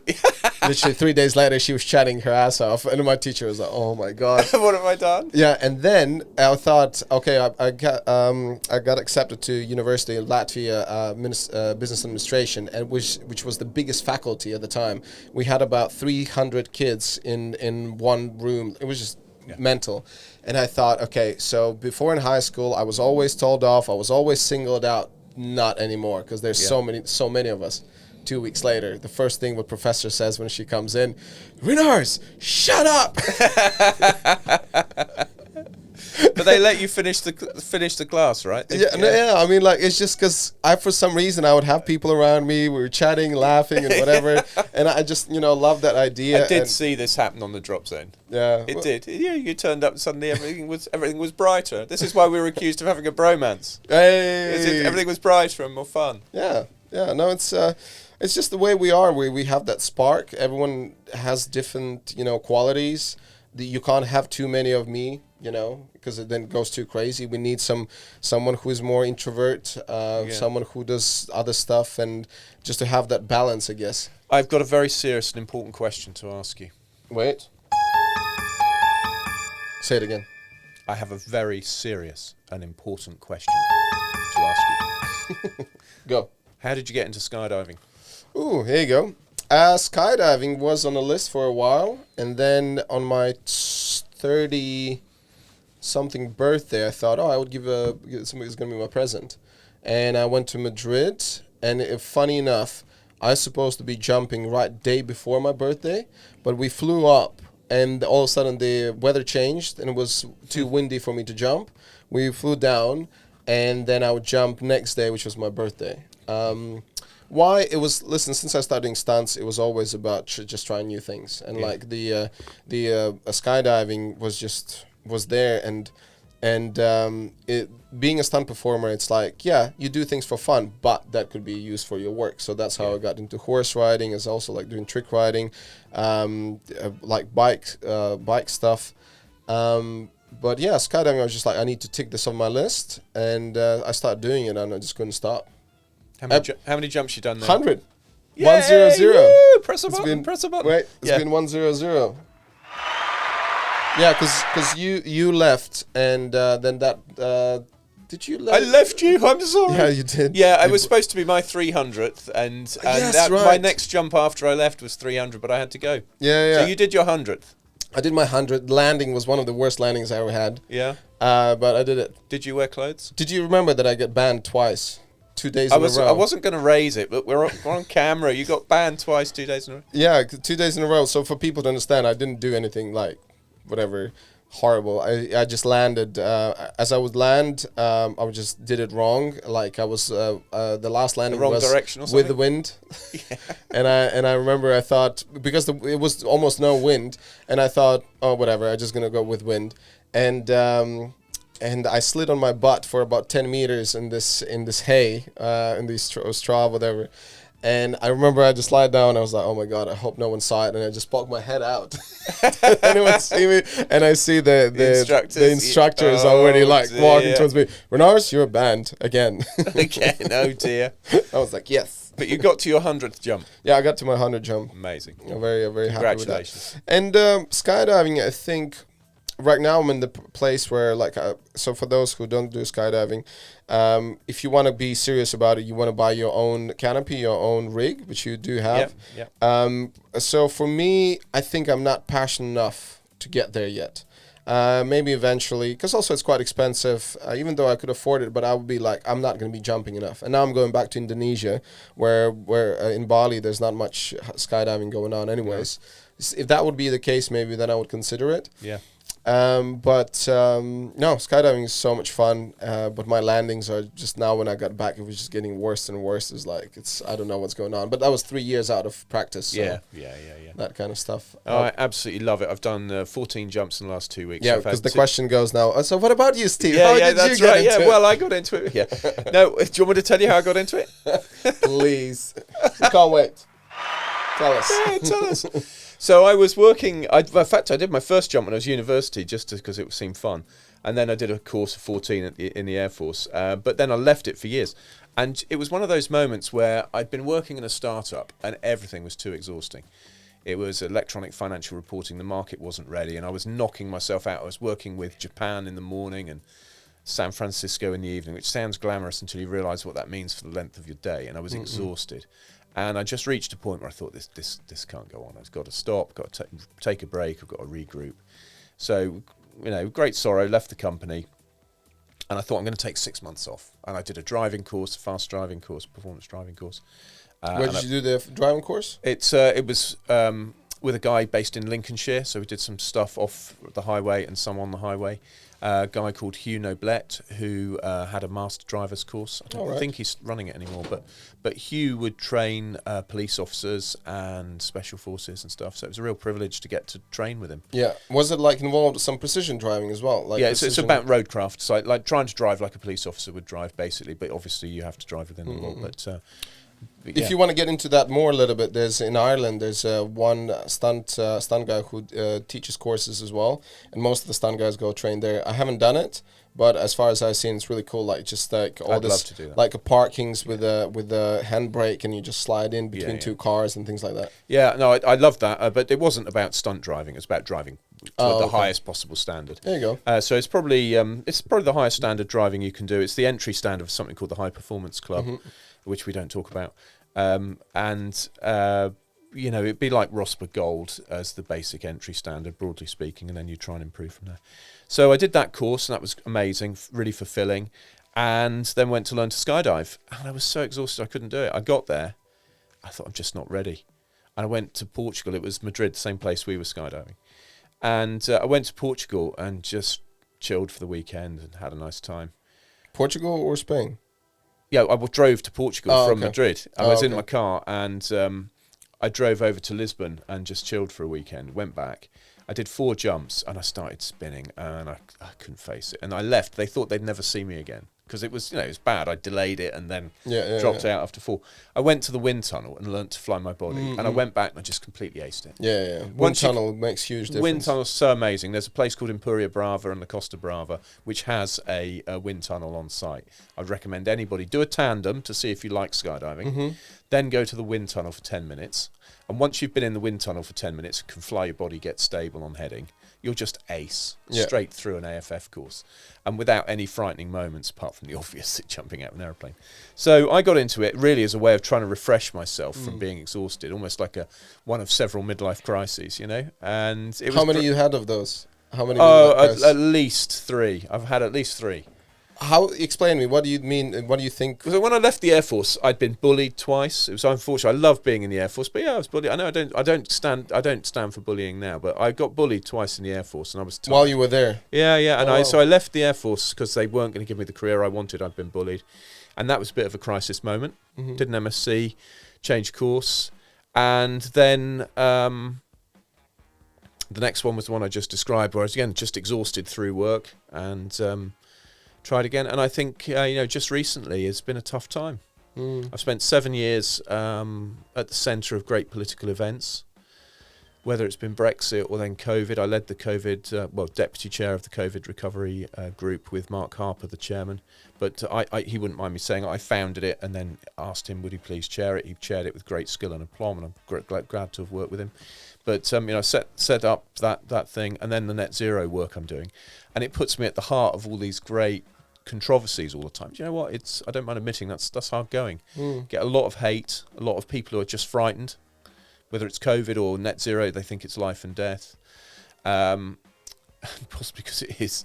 But I suppose there's a common crossover theme there, is that the skydiving's life and death, and what you have to do is understand what you're doing, make a plan, do the right thing at the right time, and make a success of it.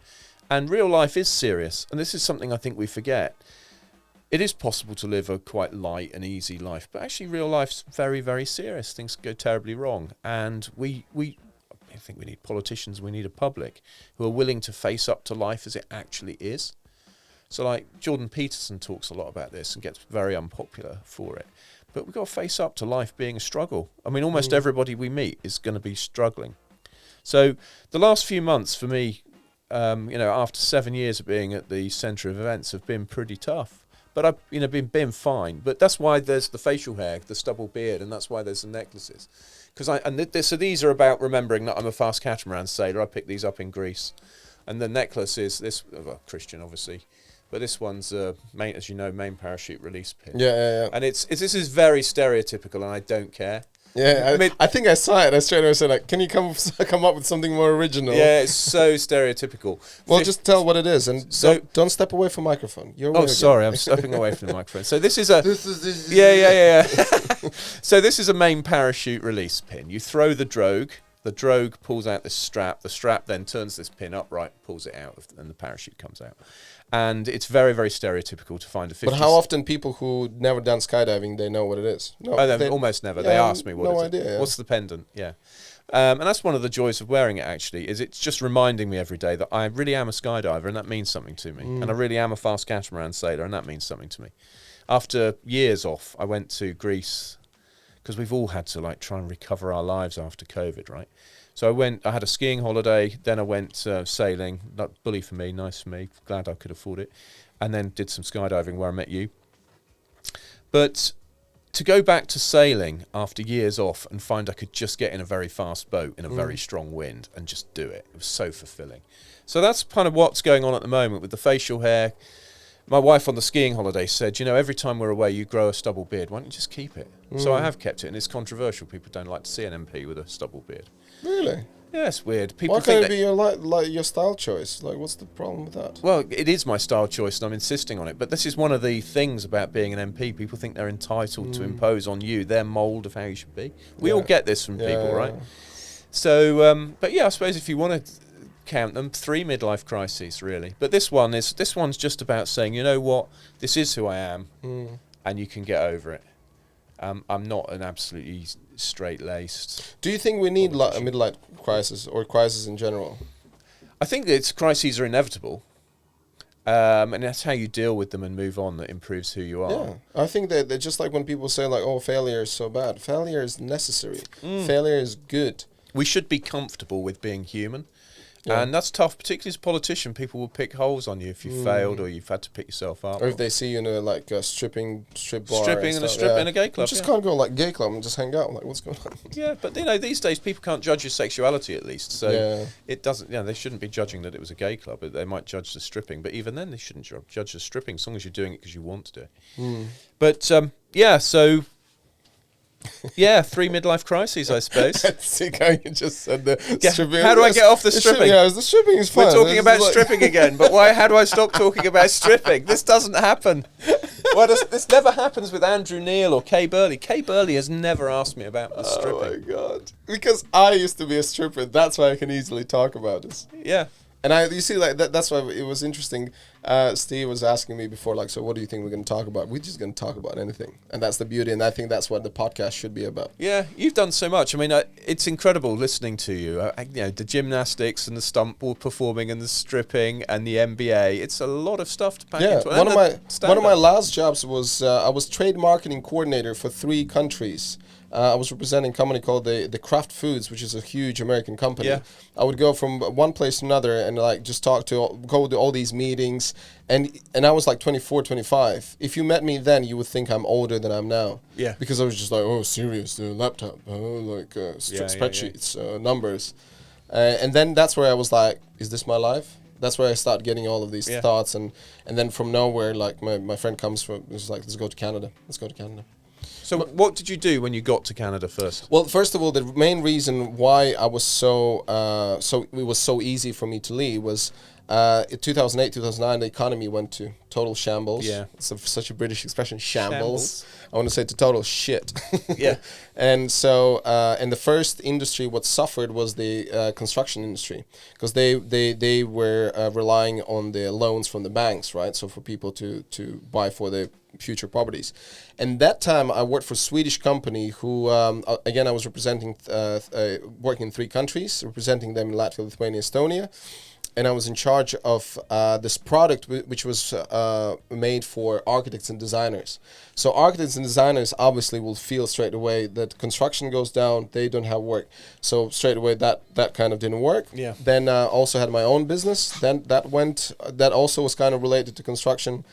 And I just got my master's degree, and I was with this girl for 4 years, and I was like, so what are we doing? Are we getting married or whatever? I'm like 24. It's like, there's no way I can marry now. And I just kind of said to her, something is not right. And she's like, oh, you don't love me anymore. And then she ran away, and I was like, no job, no business, got my master's, no girlfriend, no mortgage. And then a friend of mine just says, like, let's go away. I'm like, let's go. Let's do it, yeah. Yeah, because I needed to kind of get away, change environment anyways. And it was crazy. I had this crazy gut feeling that something has to change. Yeah.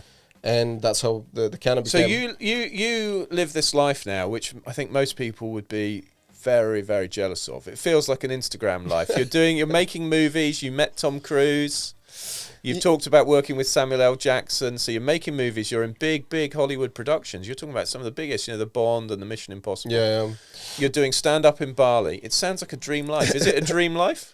I think, I mean, I'm probably in the best place in my life so far. And I've been working really hard to get there. Making certain, like, strong decisions. Even yesterday I was hanging out, actually, with my ex-girlfriend. And I left to Bali, and then we stopped because we couldn't see each other. Like she stayed here, and that was a kind of strong choice. But I knew deep inside me that if I wouldn't make that choice, I would be regretting that I wouldn't go back to Bali. Did the stand up, which I really love doing, and all those things. It is almost every time to gain something great, you need to sacrifice certain things. And I think I'm getting very comfortable with that, or already being comfortable with that, and that's the reason why I could get in those places. Because when I was 24, thinking about, I had all the businesses, everything, and I had this amazing girlfriend, and we were considering, that's it, this is it, let's marry, have kids. But I'm like, nope, that's not it. Yeah, so you radically departed from the lifestyle you were Pretty on. much. You're on a very, very normal sort of Yeah. spreadsheets. But even then, it wasn't very normal because I had my business. I worked for a big corporation. I was hosting events and parties on weekends. Yeah. I was so busy, and it Yeah. was like literally. There's like my girlfriend was like, you see me at night. You never have time together, and there was some kind of weird thing as well because I was trying to chase my sister in a sense. So she's 5 years older, and her achievements were really great. And so both of us, we come from like alcoholic family where we were neglected. And we became very independent very quickly. We knew that no one else is going to do it if we're not going to do it. And even though it was quite, I wouldn't say sad, but it was like challenging childhood, I can't express more kind of thanking my upbringing, because otherwise I wouldn't be driven the way I am. I think because I remember like I would go and say like, why other kids have these fantastic parents and they look after them, and all we need to do, whether we deal with the drunken father or when he's not drinking, he's like bossing us around, we need to do chores and work all the time on the farm. Yeah. But now I look back, best. I wish it would be even more. Yeah, well, that's really interesting. So there'd be people, my parents were very, very loving and looked after me, but they got divorced, and that was a huge shock, still with me. And I suppose that maybe there'll be people watching this, hearing you tell that story, who'd be thinking about the things they went through in life. And maybe it will have real meaning for people who think actually the way I respond to the things that happen in my life will make or break me. And that's the thing. What I'm afraid of, like how close I was to the breaking point. Yeah, because there will be people who are broken by their lives, and you've got to find out ways to pick them up and put them back together. Maybe going skydiving is the way to do it. Yay, skydiving! Skydiving. That's one thing. Then bikes, that's another thing, which those two things I know pretty much, but I don't know much about your sailing stuff. Can you tell me more about that? Yeah, so I got into sailing the same way as the bikes. My dad taught me. He taught me much of the best stuff in life. Yeah, I mean, one of my earliest memories of life is jumping up and down on the Kickstarter of a Triumph Bonneville in the garage. I can still see it in my mind's eye now. So Dad sailed. He couldn't swim, but he sailed. Taught me to sail. And I bought a boat, year 2002 probably, started sailing with my wife, fast catamaran. It was great fun, but it wasn't fast enough, so I went from a Dart 18 to a Hobie Tiger. The Hobie Tiger is awesome. So 18 foot long, 3 sails, 2 trapezes. You'd be great because you're fit and you've got some body mass, you've got plenty of strength to haul on heavy ropes. You'd be an amazing fast catamaran sailor. Definitely something in the future to try Yeah, it out. and I think I told you that I did like windsurfing. Yeah. And just started like 2 years ago. And I thought, it's just easy. Look at this, it's boring. Yeah. Oh wow, there's so much to it. The balance and people, if you can find the videos on my Instagram channel, some of these boats are violently powerful when the wind gets up. There's a place called Wild Wind in Greece, and they have a thing called a katabatic wind. So there's a bay with two hillsides. The one, as the sun goes around, this hill gets hot, this hill is cold, and the wind moves from an onshore breeze to roaring across the bay, and it will go 4, 6, 7, 8 and upwards. And as the day builds, the more experienced sailors come out and sail. And then eventually it's too powerful for even the most experienced, and it just goes to windsurfers. But for somebody like me, I can have a nice easy morning, just remind myself how to sail in the sea breeze, and then get into something really exciting and punchy. And this is only in Greece? This particular place, Wild Wind, is about the only place in the world where a serious sailor who knows what they're doing can go and sail serious boats. Most places they give you horrible rotor-moulded plastic tubs. Yeah. But at Wild Wind, they've got some incredible boats. The Hobie Tiger is... I'm glad I owned one, but that's really good. But there's a thing called the Hobie 14. They call it the Witch. It can capsize forwards. It can capsize backwards, which I did several times, as well as left and right. And they capsize hard and fast when you get it wrong. If you get hit by a lot of wind and you dig the holes in, the boat will cartwheel. Yeah. So it's very, very exciting sailing, and I absolutely love it. But there's a theme here. The motorbikes, the sailing, the skydiving. It's going fast, high risk, and managing those risks. And that's what I like doing. That's why I should be a stuntman. You should be stuntman. What other? So I've got 3. What are the 6 things you did to make yourself? Okay, a so stuntman? first of all, for it used to be like skydiving as a miscellaneous skill, but you have to be like a really high level skydiver. Like I don't know how many dives were those. So that's not counted anymore in the British Stunt Register. Yeah. Even though they would look up, oh, that's great that you have it. So for Right. future, whatever. Yeah. Bike would be most like that would be motocross or like the racing bikes when they have like the supermoto. And then sailing also could be maybe considered as a again miscellaneous, but it's great to have the skill. Yeah. So the 6 skills what I chose was high diving. So you jump from 10 meters in the water, and you do like 11 different elements like backflips, front flips, all that kind of stuff. I was actually training right next to Tom Bailey. Tom Daly or Bailey? Daily. Yeah. Where are you now? Yeah, I was like right there in the in Stratford and right next to the Westfield. There's this place called Aquatic Center. Yeah. And I remember I would go dive. My diving was horrible, so I would just like tumble there, fall like big splat, and then he comes with his little shorts and he jumps in perfect, and then he kind of looks at me like, But you can say you trained with Tom Daly. Yeah, well, I was Strictly next speaking. platform. Yeah, I was in the same building with him. Yeah. And so that's high diving, then swimming. And when I say swimming, people, what's so easy? Yeah. The thing is like you need to do 4 strokes in certain speeds. Like you need to do fully clothed swimming, underwater swimming, and all that kind of stuff. And you need to do all of that in about 50 minutes. Right. And then you pass the test. And literally, if you ask any stunt performer if they've done a swimming test, they're going to say that was the hardest probably test out of all of them. Huh. People get out, they pass out, get sick, and all that kind of stuff. It's pretty crazy. So swimming and high diving, those were the 2 ones which I had the biggest issues with. Never did high diving in my life, never did swimming properly. Gymnastics was quite easy. Then trampolining was quite easy. So on a big trampoline, again, you do all those elements. So that's 4. Then 1 martial art, you choose whichever. I used to do karate. I represented Latvia in karate for a while. But then it was difficult to transfer all my credits. Can you just press the button there? You represented Latvia in karate for a while. That's got to get... Yes, there we go. I should have the buttons over here. Yeah. I was competing in like European championships and stuff like that. So... but I chose as a martial art judo because I was always fascinated by judo, and someone told me like it's quite quick to get the grading because we need to get at least brown belt, and I chose judo, and the last one was cliff climbing. So those are 6 skills what I chose, and cliff climbing also was very easy. It's like just going to a lake district and enjoy the view. Yeah. And then you can choose again scuba diving. I couldn't afford it. It was like £4,000. Raleigh driving was about £8,000. There's no way I can afford that. And horse riding also was quite expensive. So those were the 3 other options.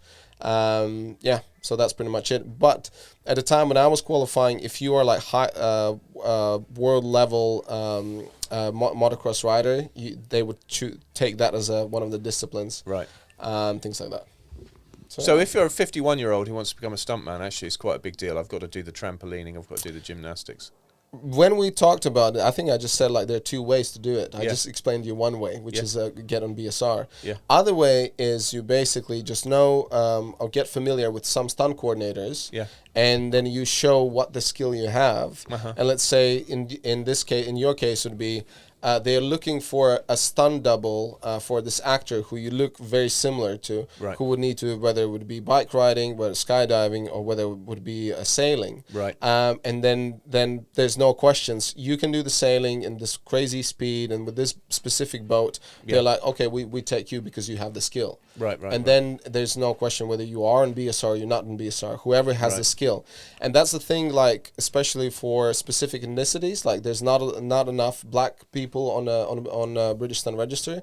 So whenever they need production, so you don't have to be on BSR, you're going to get the job. Right. Also, same thing with women, because there's not enough women and like other Asian ethnicities, so things like that. But for me, who is representing Caucasian, my height, whatever, it's about 300 I need to compete with. Right. And for me, it was the main reason I was getting jobs. It was because I speak Russian and they need bad Russian. Yeah, of course. Like, what are you doing? Come here.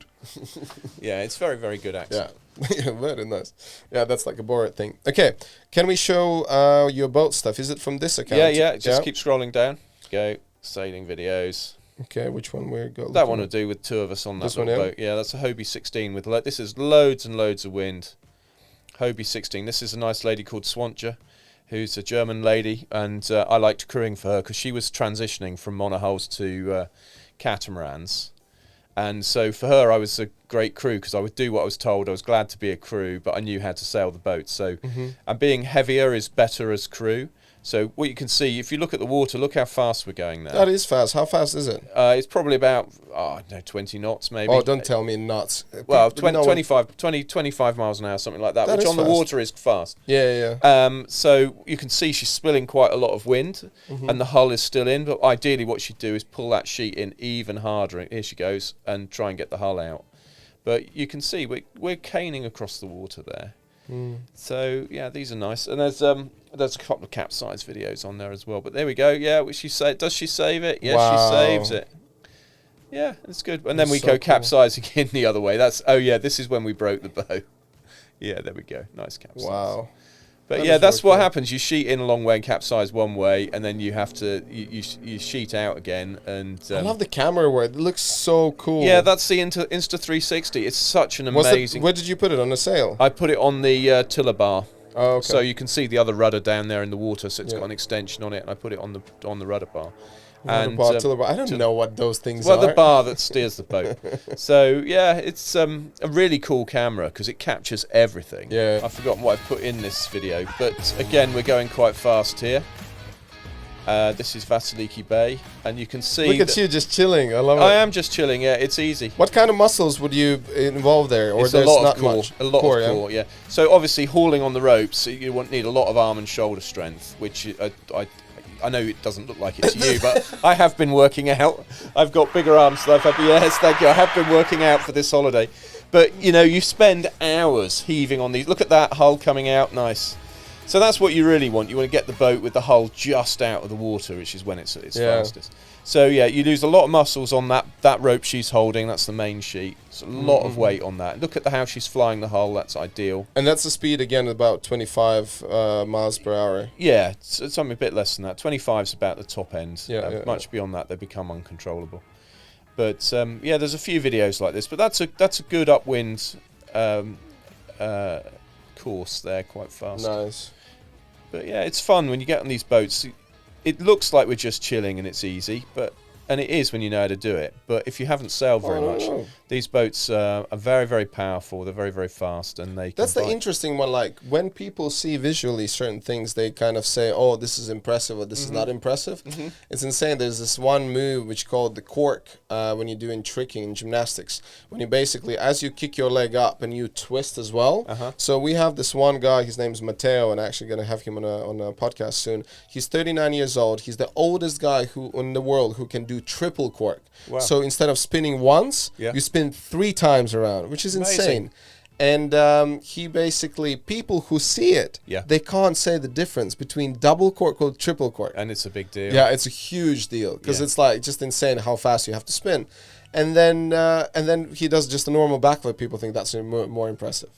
It's basically, it's like if you haven't tried or attempt to this, it's difficult for you to kind of appreciate it. Yeah. You know, what are the most common accidents and how people get hurt with this? Well, you don't get hurt very often, thank goodness. But I suppose if people get hurt sailing, it's typically getting your fingers nipped in around ropes and where they go through pulleys.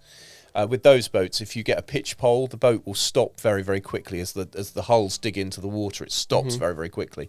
And if you've got the dagger boards up, you can run into the dagger boards, get some big bruises. I've still got a bruise on there from. Yeah. So, but like anything else, if you can avoid collisions and avoid capsizing it too violently, then there's no need. There's not really any need to get hurt sailing these boats. You get worn out because you're pulling on heavy ropes all day, but they're not really dangerous. But they would be if you didn't know what you're doing. Cool. Which is totally opposite to motorbikes and skydiving, which are very dangerous. Yeah, like especially I think. Would you say that motorbikes is more dangerous than skydiving? I'm sure they are. I don't know the facts right now, but I'm sure they are. I've often thought that, unfortunately, because other people don't see you and that motorbikes much more dangerous. Skydiving is actually very, very safe. Yeah. In practice.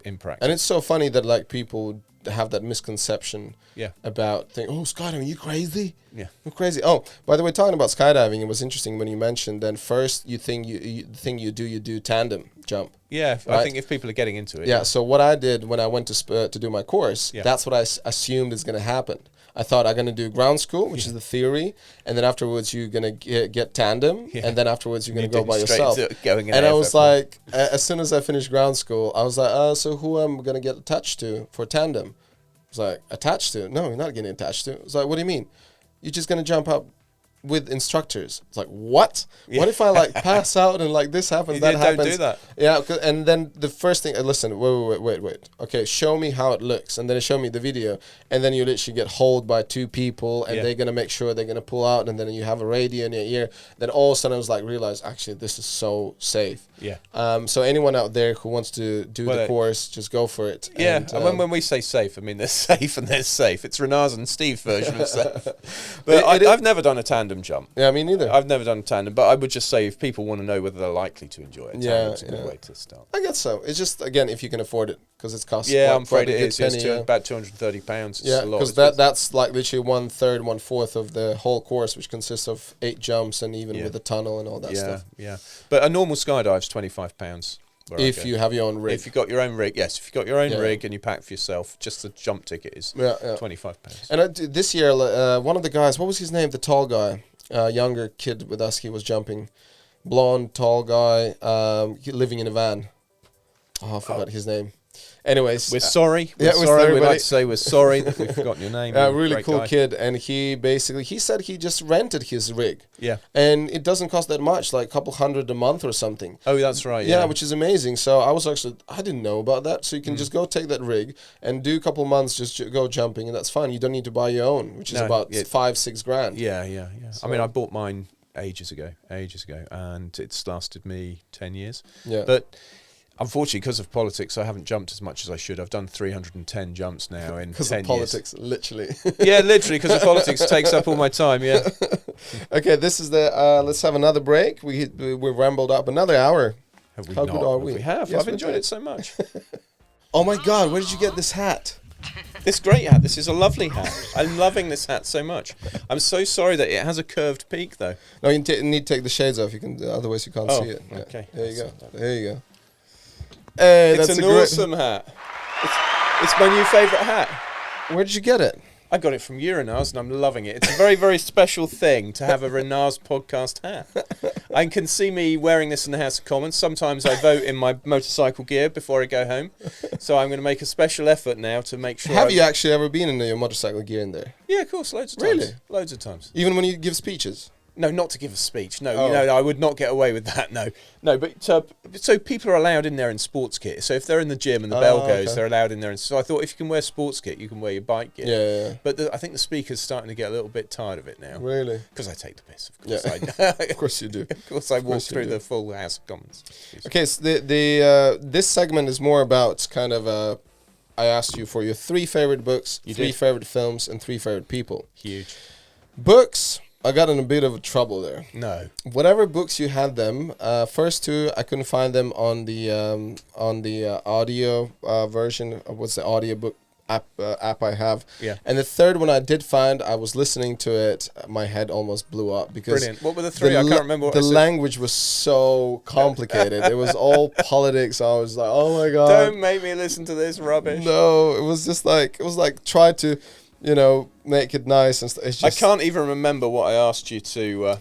Before we get into books, let's talk about films because one of your films was Matrix. Oh, I love the Matrix. Hey, I love the Matrix. You're probably the 3rd guest who had Matrix as one of their favorite films, and I just love one of the reasons I want to have I have this segment. I just love to see how different people think differently about the same subject. Yeah. So for you, like Matrix, when you think about it, like I as a stunt performer or as a performer in general, I like the certain things like Neo running on the wall, doing the backflip and doing all this kind of crazy stuff. What are the things what you were attracted from Matrix? It's the whole blend of the story, the ideal of the story, this idea that you're living out your life in this virtual reality and you don't know. I just think it raises some interesting philosophical points. Yeah. The idea of life as a prison and so on. And then the discovery of real life when you know, some moment causes the scales to drop from your eyes and you realise where you are. The quality of the stunts, the style of it. But for me, it's a lot of it, of course, it's bound to say this, it's the philosophical basis of the thing. Mm-hmm. The idea that you're living out your life in this reality that you're not aware of, that's all around you. And of course, it's so stylishly done. Mm-hmm. I love that scene, the fight scene, where Neo's fighting Morpheus and everybody comes to see what's going on. It's That's the one where he ran on the wall. That's right, he runs like up the 3 wall, steps but then did it doesn't do him any good because he gets kicked in the chest when he lands. Yeah. But yeah, it's very, very stylish, it's very, very clever. I'm a software engineer, so you know it appeals to the software engineer in me, like the architect. I wish I could repeat the architect's script. I should learn that. The architect. There was who was that key master in charge of keys and stuff? I love the keymaster. Oh, sorry, I love the keymaster. The motorcycle stunts as well in the later versions. The motorcycle stunts are amazing. I've got to try this tea. I just want everybody to know. It's a great mug. Just saying. Okay. Yeah. So Matrix. The whole series of Matrix films just amazing. And also, what's her name? The Merovingian's wife. Merovingian's wife? What? The woman who wears the outfits in the nightclub. You can put it up on the screen for everybody. They'll remember once they've seen her. Are you talking about the one Neo was in love with? No, not Trinity. The Merovingians, the character who owns the nightclub, and everybody wears latex in the nightclub. Oh. This is a Tory boy moment. I'm giving away my attraction to the Merovingian's wife here. Okay, I will find it and we'll just put it on. Yeah, so we don't have to look for it. everyone will understand. Okay. Yeah, no, Matrix. The other thing I want to ask you: did you straight away came up with these revelations and about that you were mesmerized by this idea, or that came with the second and third time when you watched it? Because like very often people watch they in the beginning they're just taken away by all the stunts and coolness and just so different. The red pill, green pill, blue pill. Or Yeah, whatever. so the red pill, blue, the red pill, blue pill thing is really meaningful because I studied economics and suddenly I thought, why didn't I take the blue pill? But I don't think I got the full depth of the movie the first time I watched it. I think the first time I watched it was just an experience, and you didn't see it coming, how the reveal would happen as he's lifted out of the Matrix. So, but it's hard. I've watched it so many times now. It's hard to remember what it was like the first time. But I think the appreciation of the film grew over time. Yeah, because in the beginning for me, there was language barrier. I think we watched the dubbed version. It was in Russian, and I was just very young, and in the sense like I didn't understand what's going on, but I just like the coolness of the Of stuff course, that they were because doing. I'm so very old. Hey, you said it. I didn't say it. I didn't say it. I'm You led forgetting. there. So that's Matrix. Then we have Constantine. I love Constantine. And Constantine, obviously, Keanu Reeves is there. So, I love Keanu Reeves movies. I don't know why. It's this messiah complex that he seems to have, always saving the world. And John Wick, yeah. So those are the 3 films. The John Wick films are so cool. I am still waiting for someone, Renars, to describe me as the John Wick of British politics. John Wick of British politics. That's what I want to be, the John Wick of British politics. Oh, okay. Turn in. Okay. Do a bit of gun You need to do some shooting. Have you done any shooting? In the Air Force, yeah. Oh, okay. Yeah, of course you did shooting. So I've shot loads of rifles in historic order. For the Enfield 303, we had some of those old World War II rifles when I was an air cadet. The FN SLR, which was the staple armed forces rifle in the UK when I was a kid. That's an amazing rifle because it's very, very powerful, 7.62.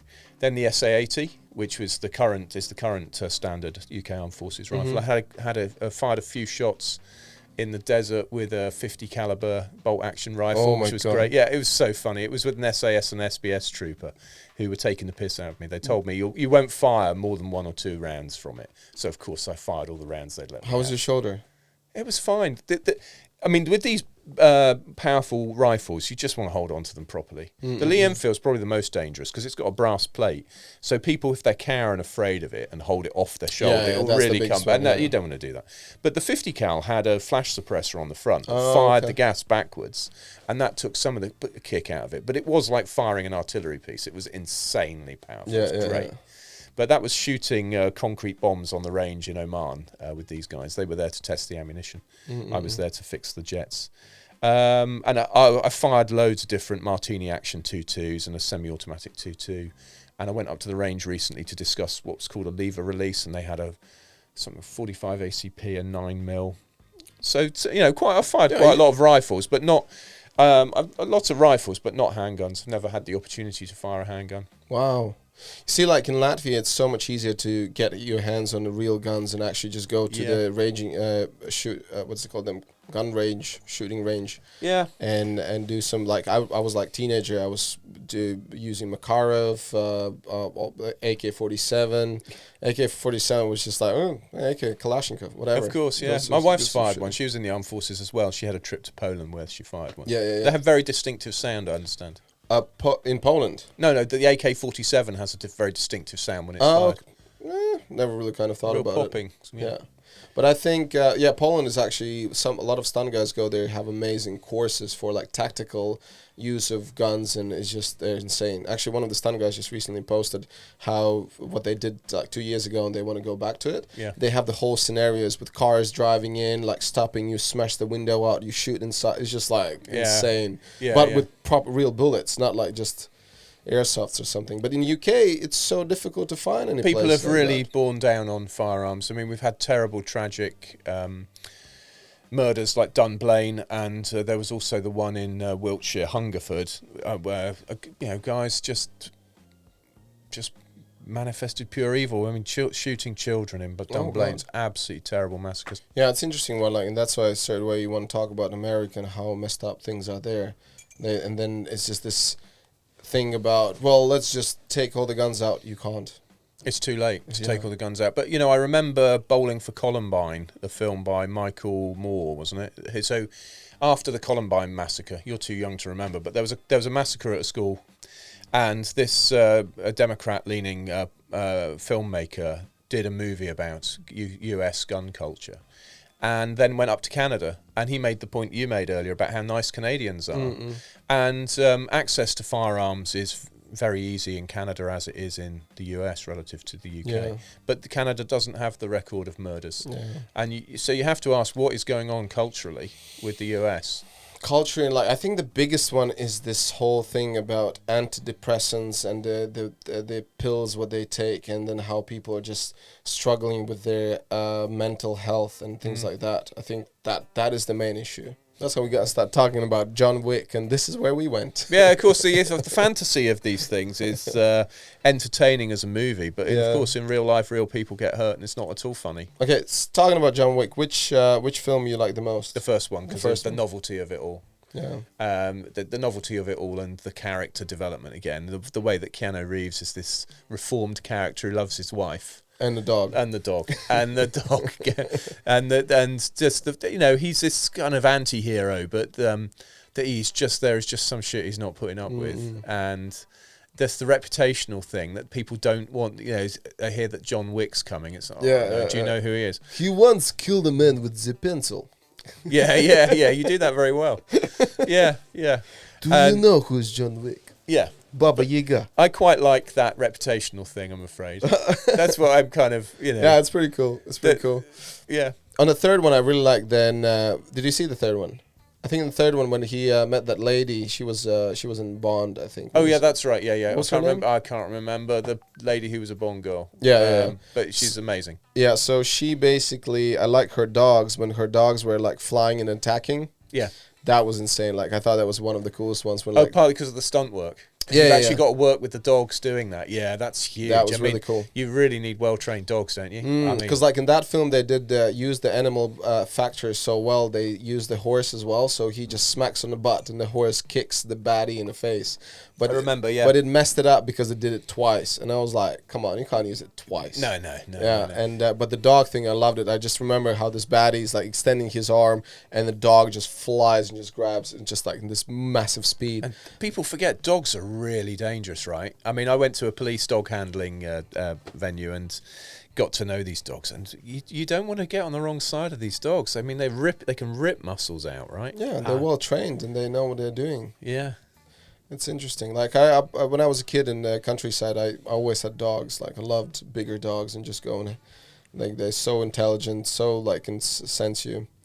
Okay, so that's the John Wick, Constantine, and Matrix. Yeah, and the common theme is Keanu Reeves movies. Whoop, whoop. Well, what about Constantine? Yeah, he's Constantine. Yeah, yeah. I love the spiritual element in it. It's kind of scary, but I rewatched it just recently, and I was actually very impressed by those old special effects, and they still work, and it looks still pretty cool. It does, yeah, and they are old special effects by modern time. Gosh, yeah. And I liked also the 98, 99? The characters, like the devil, like how he's this, and that angel lady who was actually an ass. And then she ended up losing her wings and stuff. Yeah. Spoiler alert for those who haven't seen it. Yeah. But yeah, it's just I love the that interaction with these different characters, and then Constantine himself, he's dying from cancer and all that, and his cynicism about religion. It's not, and there's no faith. He knows it's all true. Yeah. And he lives out in this world where he knows it's all true, and he's got to somehow cope with it, and he knows he's condemned and all the rest of it. Yeah. And it's the way that he's escaped all these doubts. I mean, we talked about religion earlier. Everybody's got these doubts and these and the contradictions, and why would we bother with faith? Does it mean anything? And all the rest of it. Whereas for Constantine, he's beyond all that. He knows the thing he's dealing with is just true. Like you would if you were going to the shops or whatever. Yeah. And so there's this huge cynicism about him as he deals with it all, and this resignation to dealing with these spiritual matters. And I don't know, I kind of quite like that. Again. Not again. Not another exorcism. Nice. Now, Keanu Reeves, like that's one of the actors I never worked with, because mainly he shoots all his films in States. Right. As far as I know, I don't know that he's been shooting anything in UK. Right. That's as far as I know. But I haven't done huge research, so don't take my word for it. And like in John Wick, it's funny that I know some of the stunt performers from States, and you can recognize, oh, that's this guy. Yeah. One of the things what you kind of get a little bit bored of, was it in second Keanu Reeves or in the third John Wick, sorry. And he used a lot of BJJ moves, like taking down people, like just taking down the grabbing leg, and just like so repetitive. It felt like you want a different dynamic for that. But other than that, like he's just a legend. Like he has, as far as I understand, he has a purple belt in BJJ, which is a huge achievement. What's BJJ? Brazilian Jiu-Jitsu. Jiu-Jitsu. Which like So I have seen. I there was a guy. A master in the art of BJJ came and was running a session for a judo club in Wickham, which I attended, and it was insane just how good he was, and just what small manoeuvres he could do to people. It was like magic, how little he could do to completely immobilise someone. Yeah, so you've done judo? Is that what you did? I did some judo when I was a kid and some karate, but I've never represented my nation or anything. It was always very minor stuff, but I did a bit of judo and a bit of karate. But so I did judo was for me was like very fast. Kind of fast track because I need to get my qualification. But I really enjoyed it, all of it, and I remember coming on a BJJ class and it's like, well, I've done judo. And some white belt just squeezed the crap out of me, and that's when you're like, what just happened? I have so much respect to BJJ, but in the same time, I trained more and I got my knee injured very quick, and it's so easy to get injuries. But it's not because of the sport, it's because of our ego. Like I can't like kind of tap out. I'm just gonna fight further, and that's where you get hurt. How's your tea? Oh, it's interesting. It's very smoky. Here you go. So that's movies. It's very large, and it says The Boss on it, so I've got to enjoy it.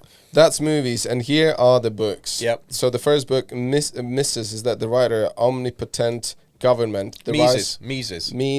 Omnipotent Government, the Rise of the Total State and Total War. I love that book. I couldn't find it on my audiobook thingy. Well, I'm not surprised you couldn't find the audiobook, but it is available as a free PDF online. So Ludwig von Mises was a guy of Jewish descent in Austria, and he was an amazing economist, really based on, he called it methodological individualism, but thinking, like we were talking earlier about starting with individuals and their choices and their actions. What is it that people choose to do, and how do you systematically think about that to come up with a system of thought about economics?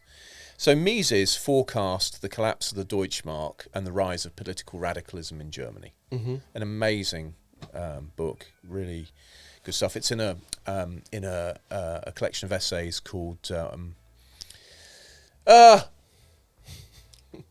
Causes of the Economic Crisis and Other Essays Before and After the Great Depression. So he forecasts the rise of political radicalism following the collapse of the Deutschmark. And then he has to, as a Jewish guy, has to then flee the Nazis, first to Switzerland and then to the USA.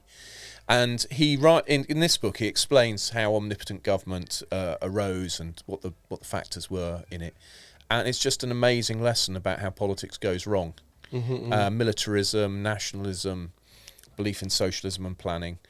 And it's a really serious book. And there are people out there who cannot tell the difference, I am shocked to say, between classical liberalism, the belief in freedom as an organising principle, and to those who follow totalitarianism. And it's a real antidote to that.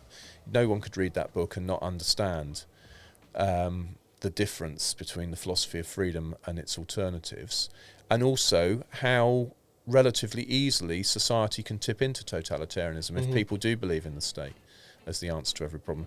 Likewise, The Road to Serfdom. Hayek was a student of Mises. So Hayek was a socialist. People don't realise that, but he read Mises' book Socialism, an Economic and Sociological Analysis, and as a result became a free market liberal. And people hate that. I think that's why the left so hate Hayek, because he gave up on socialism, became one of the best intellectual defenders of freedom.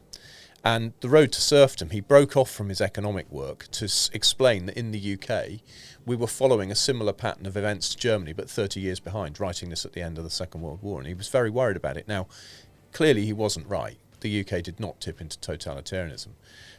So his fundamental fears were wrong. But it's likewise an examination of power when it goes wrong. And I see so many lower grade echoes of it today. So Road to Serfdom has a chapter about planning and democracy. So if you have a planned society, a lot of economic interventionism, you get so many rules and regulations that Parliament can't scrutinise them. And that's absolutely true today. And I'm part of a project with the Hansard Society about trying to change that.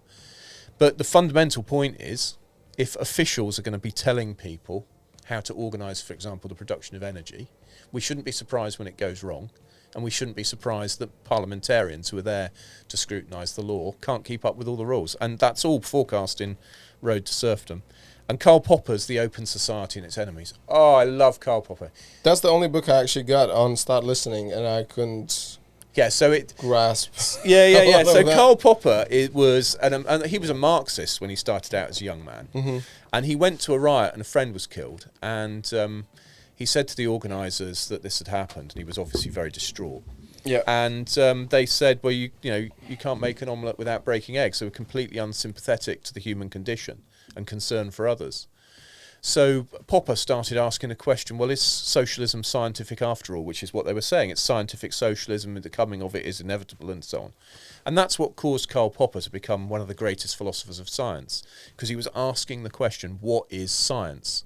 And some of the things he says are so relevant today. So science proceeds by conjecture and refutation, in other words, trial and error. Trial and error, yeah. Yeah, in other words, scientists can be wrong. It can still be science and wrong, and then it gets refuted and you move on. So conjecture and refutation. But you look at what we went through with the COVID crisis. You look at the way the conversation goes around climate change. You would think that scientists never made a mistake. But one of the things Karl Popper teaches us is that actually science proceeds by conjecture and refutation, by trial and error. And what the Open Society and Its Enemies does is trace the history of totalitarianism back to Plato. So it's a very highbrow, really, because it's about a row between different philosophers about how you interpret Plato and Marx and Hegel. But I love it because it shows that the history of excessive authoritarianism is very, very, very old. So the book finishes, or somewhere in the book, it might be the close of the first book, I forget, but it's a line something like this: I see now more clearly than ever before that even our greatest troubles spring from something as admirable as it is dangerous, from our desire to better the lot of our fellows. And this is such an important lesson for me as a politician and for the public as well. Just because a politician wants to make your life better doesn't mean it's right to put them in power and give them control of the law. It's like the oldest mistake in the book, this temptation that they'll fix my life if only I give them more power over me. Whoa. How about fixing your own life? Yeah. How about improving ourselves first and our relationships with other people and not expecting someone else to set up a bureaucracy to tell us how to do it? But when society's really tipped into barbarism, I think it's fair to say it's really industrial scale barbarism always arises from people being willing to expand the use of power in society. But you see, like in this case, when government is saying you guys need to do this now, and then society, whoa, we don't want to do this. Yeah. When is it almost like too late? Then society can say, well, we don't want to do this.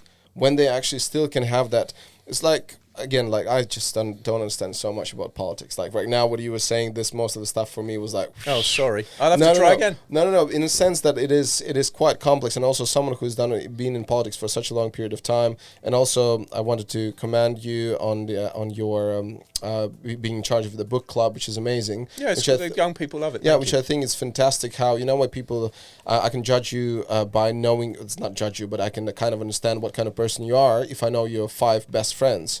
But it's like, show me your 5 best books or your favorite books, and I can kind of figure out what kind of person you are. Yeah. And also like understanding what is your opinion, what you learn from that book. So I think book reading is just so important for us to craft and mold our personality and our ideas. Yeah. And unfortunately, because of today's quick scrolling and this, no patience to sit 2 seconds to do anything, people just so move away from reading books. And it's part of this sort of postmodern mindset. But ideas have been around for a very long time, and we're too arrogant if we think we can neglect ideas. I mean, it's Oscar Wilde or somebody said, an original idea? Yes, the library's full of them, something like that. The library is full of original and brilliant ideas by people going back thousands of years, and we're fools if we neglect what's gone before us. But in the end, politics, it boils down to something very simple. Politics is about power. It's about how power is used in our relationships with other people. And if you want more of that or less of it. Yeah. In the end, that's what politics boils down to. There's lots of complexities and lots of talk about different, areas of public policy like education and healthcare and how it's provided, or Taiwan or whatever. But in the end, it's about power. And fundamentally, the point about Brexit was power for me. Power needs to be kept under democratic control. That's the safest way we can moderate power, is to remove people when they're unsatisfactory. Because Popper talked a lot about that. The purpose of democracy is not really to allow everybody to share in policy making. Lovely as that dream is, it's not actually a practical proposition. There's what democracy is really about is about saying, Renars, I've had enough of you in power now. I'm going to remove you by voting for somebody else.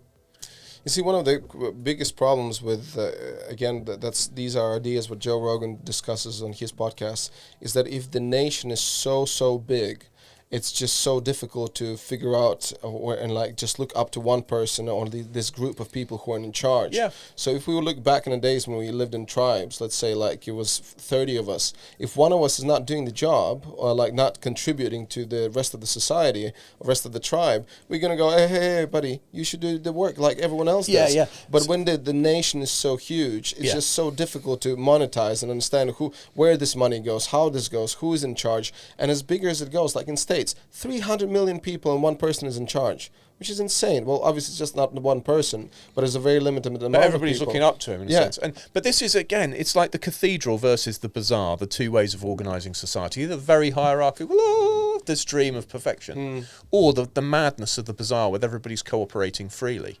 And some people are just instinctively drawn to the apparent order of the cathedral, and they don't like the apparent chaos of the bazaar. But one of these 2 ways of organising society produces prosperity and freedom and happiness, joy, fulfilment.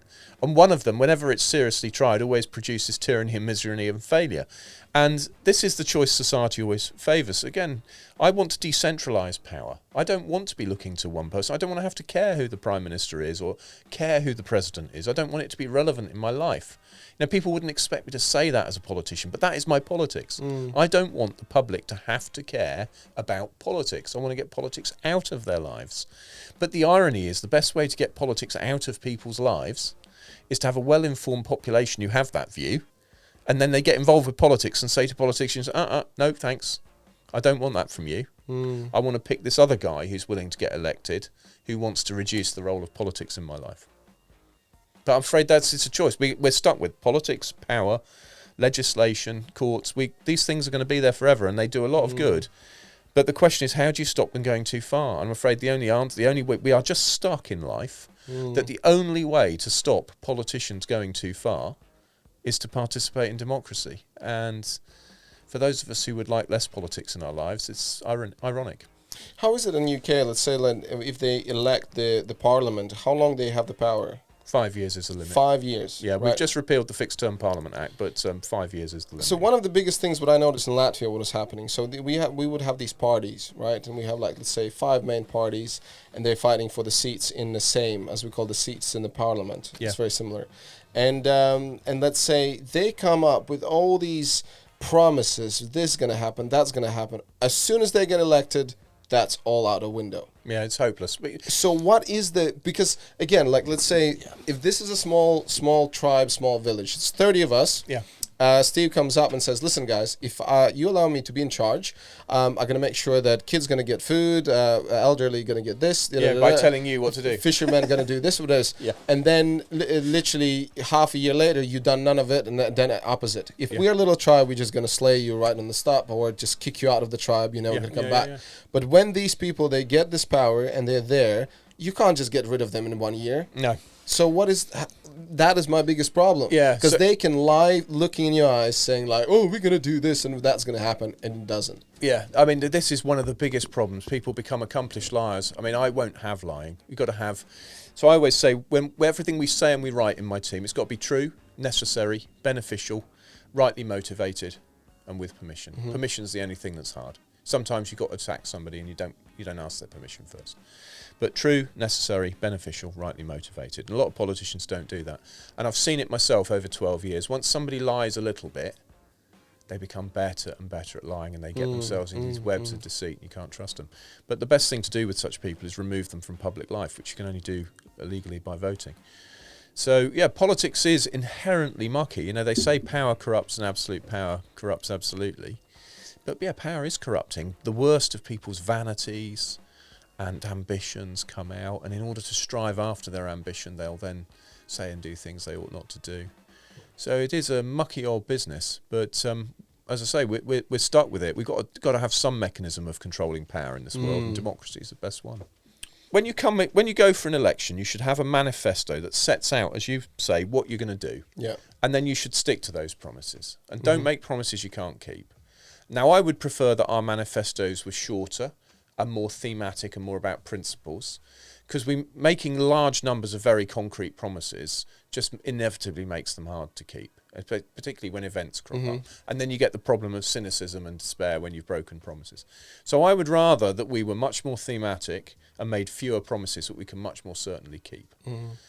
But the choice in politics really is, we've ended up that we pretend that everybody believes the same. But we don't. The socialists and people like me believe fundamentally in different organising principles for society. I want a free, cooperative society based on voluntary interactions between free people with dignity and virtue. And I believe that's the best way to get prosperity. But the socialists, in the end, they want the state to control everything and direct it one way or another. And these are two profoundly different directions of travel. But what's happening in politics is we keep pretending we're on the centre ground. Why? Because we're fighting over the swing voters. This is the irony. We haven't really got to fight for the free market voters because they're already voting for us. We've got to fight for the marginal voters who aren't very interested. This, again, is one of the joys and curses of democracy. All the politicians are fighting for the same swing voters. And so we all end up looking the same and promising a bit more. But actually the greatest antidote to that problem of making promises we can't keep and all looking the same is an informed electorate. Because if the electorate was to actually inform themselves about what has and hasn't worked in the past, and it's always freedom that works and it's always socialism that fails, I mean, there's lack of virtue in people and that can lead to problems. But when you're talking about really systematic grand failure, it really takes bad politics and bad politicians and bad institutions to cause grand systematic failure. So I think an informed electorate, changing the centre ground of where politics is to say, we don't want omnipotent government. We don't want politicians and bureaucrats in our lives all the time. We want to have the dignity of choosing to do the right thing for ourselves. All the conversations we've been talking about choosing to treat others as you'd like to be treated and caring about people equally without regard to gender or sexuality or the colour of their skin. You know, that's where I think most people are. They don't want to be troubled with all these hatreds and prejudices. And so a free society of decent, civilised people, well, people with a culture of honouring one another, that would be a society worth having, wouldn't it? Does that sound utopian? Maybe a little bit? Yeah, but you know what? The society is what we make it, right? Yeah. You and I go come back to skydiving. Our skydiving rigs are sold to us or loaned to us without any warranty for fitness for use for any particular purpose. That's what it says in the manual for my parachute rig. But it works. And the warning label on it says there is a risk that this parachute will malfunction even when correctly used, assembled and so on. But I still use it. Why? Because I trust them. And I can trust them because they're in the business of saving my life with that parachute rig, and it works. But I don't need the state to guarantee that it's going to work. I don't need the state to regulate the design and manufacture of those parachutes. Well, don't doubt there'll be some. But I just trust that my Sabre 2 parachute will open smoothly and will get me to the ground. And, you know, even on a life and death situation like that, we are capable as humanity of cooperating systematically and virtuously and making the world a better place. But the point for me is it's our choice. And all the time we cast our cares on somebody else, we're failing. But all the time we decide we're going to come together as individuals and make a better future for ourselves, then we've got a chance of succeeding. Do you think that could be done something more about accountability?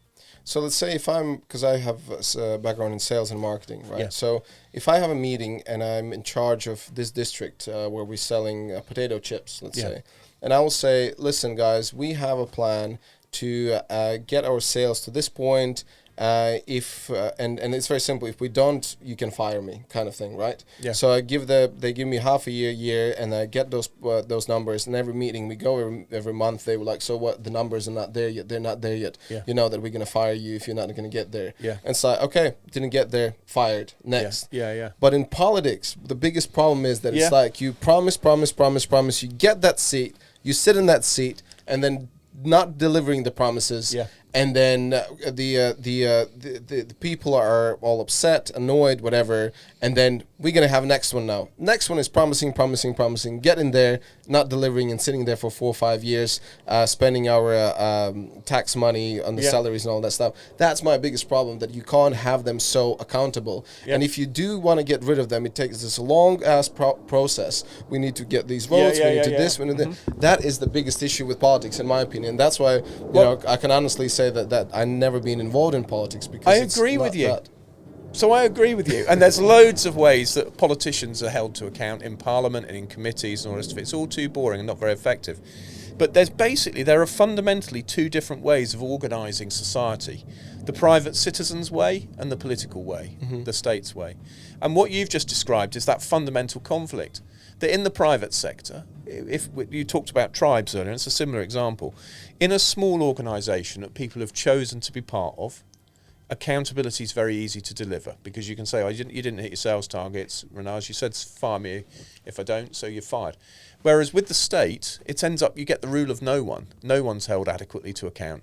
But ministers have got entire departments where they don't know everything that's going on in their department.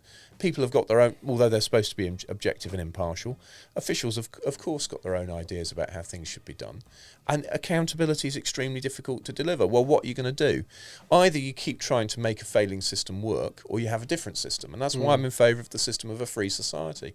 Because if we just get the state to do a lot less, accept that it's never going to work, and that no amount of trying to hold people accountable is going to work if you give the state those responsibilities. And so therefore we'd take those responsibilities away from the state and give them to a free people who can hold one another to account in all seriousness and make things work better. Of course, where that argument goes wrong is the people who lack virtue or do the wrong stuff, then let everybody else down. We talked about firearms, that'd be the classic. It ought to be possible for a competent adult to own a firearm without there being a problem. But of course, we discover that is not the case. So for you, being in 12 years in politics, so when did you had those moments when you just feel like instead of moving forward, we're going backwards? Yeah, of course, all the time, most days. how do you get enough power and enthusiasm to get up and continue doing it? I don't know. Sometimes I don't. But I do. Just don't turn up. Yeah, but it's partly because I've got this ferocious determination that we're going to do better than this. And the thing is that if I wasn't doing it, it's back to that emigrate, moan or stand. I got involved in politics because I thought politics was in such a terrible state. And if I left politics, someone, from my point of view, worse would do it. Now, there's a lot of politicians think that. They always think they're the one to do it. But I want a politician who's willing to come on a podcast and talk about the need to get the state to do less. That the state breaks its promises inevitably because it makes promises it can't keep. The broad system of politicians and the state make promises which can't be kept, not honestly, in order to gain power, and then the cycle of failure is entrenched. And I want a politician who's willing to come and say that on the record. Yeah, because we've got to inspire people that this system we've got is it's just categorically the wrong way to organise society. But again, it's back to why the left really hate Jordan Peterson, because he tells people to start with improving themselves. Yeah. And that's hard. Everybody's in crisis. Everybody's got their troubles to deal with. No, everybody's in crisis. Not all the time. Everybody has their crises. Everybody have their moments. Everybody has their moments, right? Yeah. They all have their moments. They all have their difficulties. Everybody's struggling with something. But we should start with ourselves and improve and embrace that life is struggle and involves suffering, and improve ourselves, and not try to find a utopia where we've trusted politicians to make everything right for us. It's never going to work. So I suppose I get my drive to keep doing it by my belief that if I didn't do it, somebody I was less happy with would do it instead. But I'd be honest, doing it the way I do it is quite hard, because there's a lot of people out there who would like me to be telling them that vote for me and I'll make your life okay. Well, I can't tell them that. It's not true. I think this is like the way I look at certain things, what we're passionate about. I call it, I read in one of these super wise books, it's called the core. So when you have that strong core, which is like the belief in what you do is the right thing to do.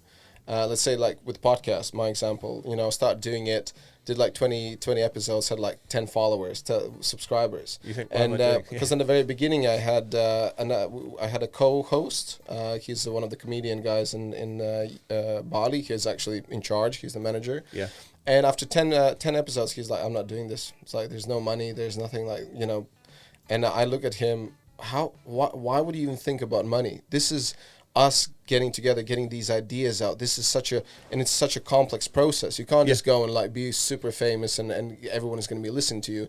There's a lot of hard work to it, but in the same time, like for me, it's incredible enjoyment of what I'm doing. Yeah. So even if like right now you tell me, Renars, right now you have 130 whatever subscribers, but like next year it's probably going to be 130 still. Will you still do it? No doubt. Even if it's going to get less, I'm going to still do it because I'm getting so much stuff out of it. And even if one or two people are going to hear this and they're going to thought, oh, wow, actually maybe politics is this, or maybe like skydiving is this, or maybe bikes is this. So, that is the thing, what drives me still doing it. And then I can sense that you're like, it's 2 steps backwards, but I don't care because it's got to be done. It's like done. A duty to do it.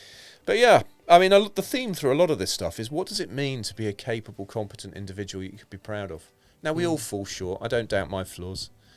We all fall short, and then we have to pick ourselves up and do better again. But we should all be trying as individuals to grow and become more, whatever that means. But to understand the choices that we make, it takes responsibility for those choices and to try and become more. So I think the reason that I like doing what I do in politics, of going after the big questions and the big ideas, the reason I like skydiving, the reason I like motorcycling, it's because it's right on the edge of what's hard and possible. Sailing those fast catamarans and Brexit, they've all got the same edginess to them. This could go terribly, terribly badly wrong. But because we understand what we're doing, because we've taken proper care to prepare, because we understand what we're trying to achieve, we can do this dangerous, high-risk thing and succeed. And I find enormous satisfaction in doing the big, dangerous, high-risk things and succeeding. That's, to me, that's the pinnacle of fulfillment. Hey. Woo!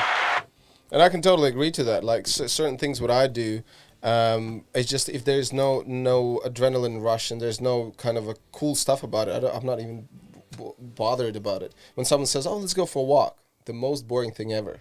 Like, we can still enjoy ourselves. Let's get on a bike. Let's get, fly somewhere and do something. It's like we still can do fun. So, no, that's crazy. Well, then you're not in my world. Okay, we talked a lot about books, and we went to really good, area there. 3 people. Yeah, I can't remember what I told you. I don't think you actually told me about 3 people. You just gave me books and films. Did I? Yeah, I think so. But like, just give me quickly, like, 1 person or 2 people who you think, because when I mean by people, it's like someone who you would take that if you had as a mentor in your life, or someone you're just looking up to, and you think like that is like Jordan Peterson or whatever. Well, it's a total cliche, but as a Christian, I've got to say Jesus. I mean, it'd be crazy if I didn't say that. If Jesus really lived, which I think he did, and if he really was who he said he was, then he's the most important figure in history, bar none. And all the cliches and all the rest of it, and your viewers watching this are going, oh, he didn't really say Jesus.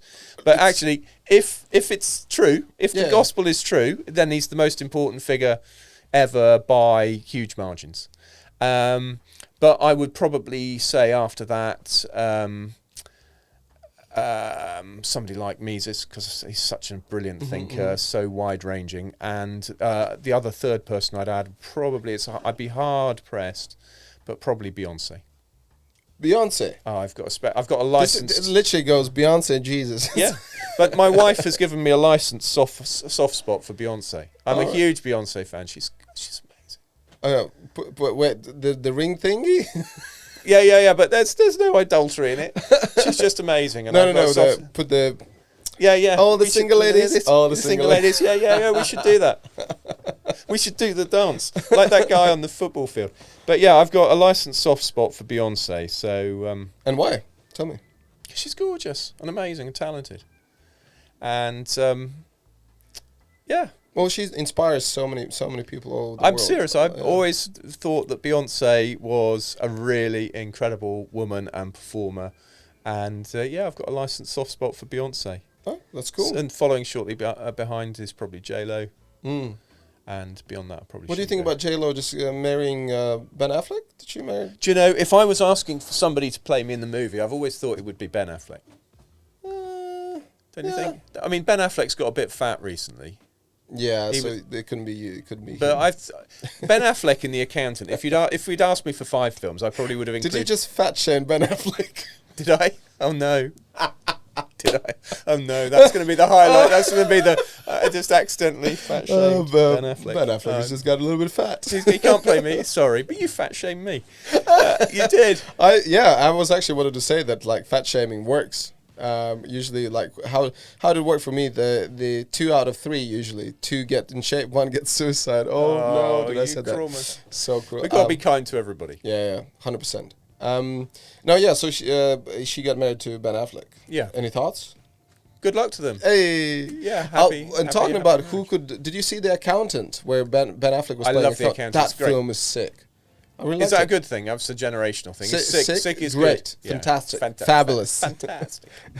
Yeah, I enjoyed The Accountant. Yeah. Again, it's this sort of quiet, introverted, geeky guy who suddenly does these terrific things. So, and I really thought that he kind of digged into this kind of a deeper himself.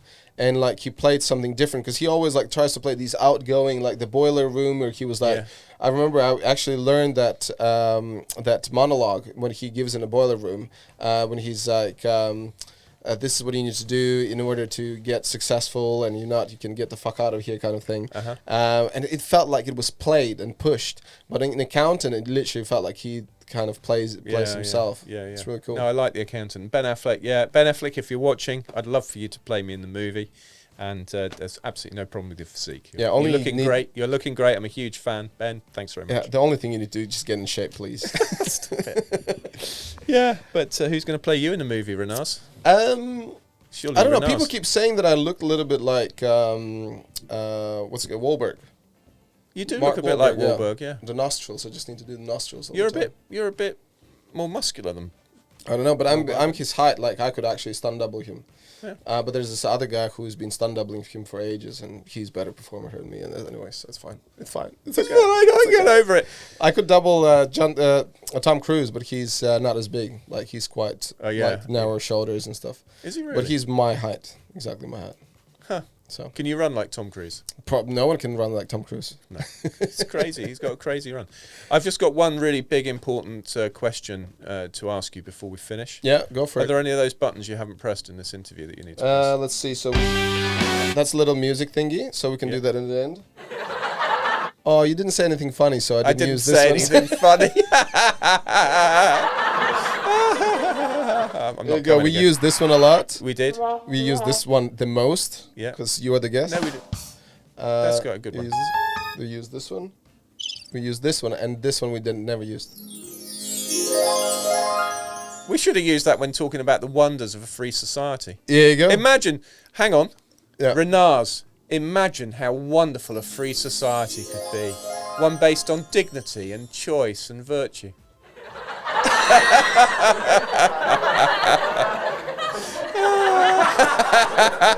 You should come to my next hustings. We should have you should sit at the back with this machine next time we have a political hustings. Can you imagine? And you could just read the reactions.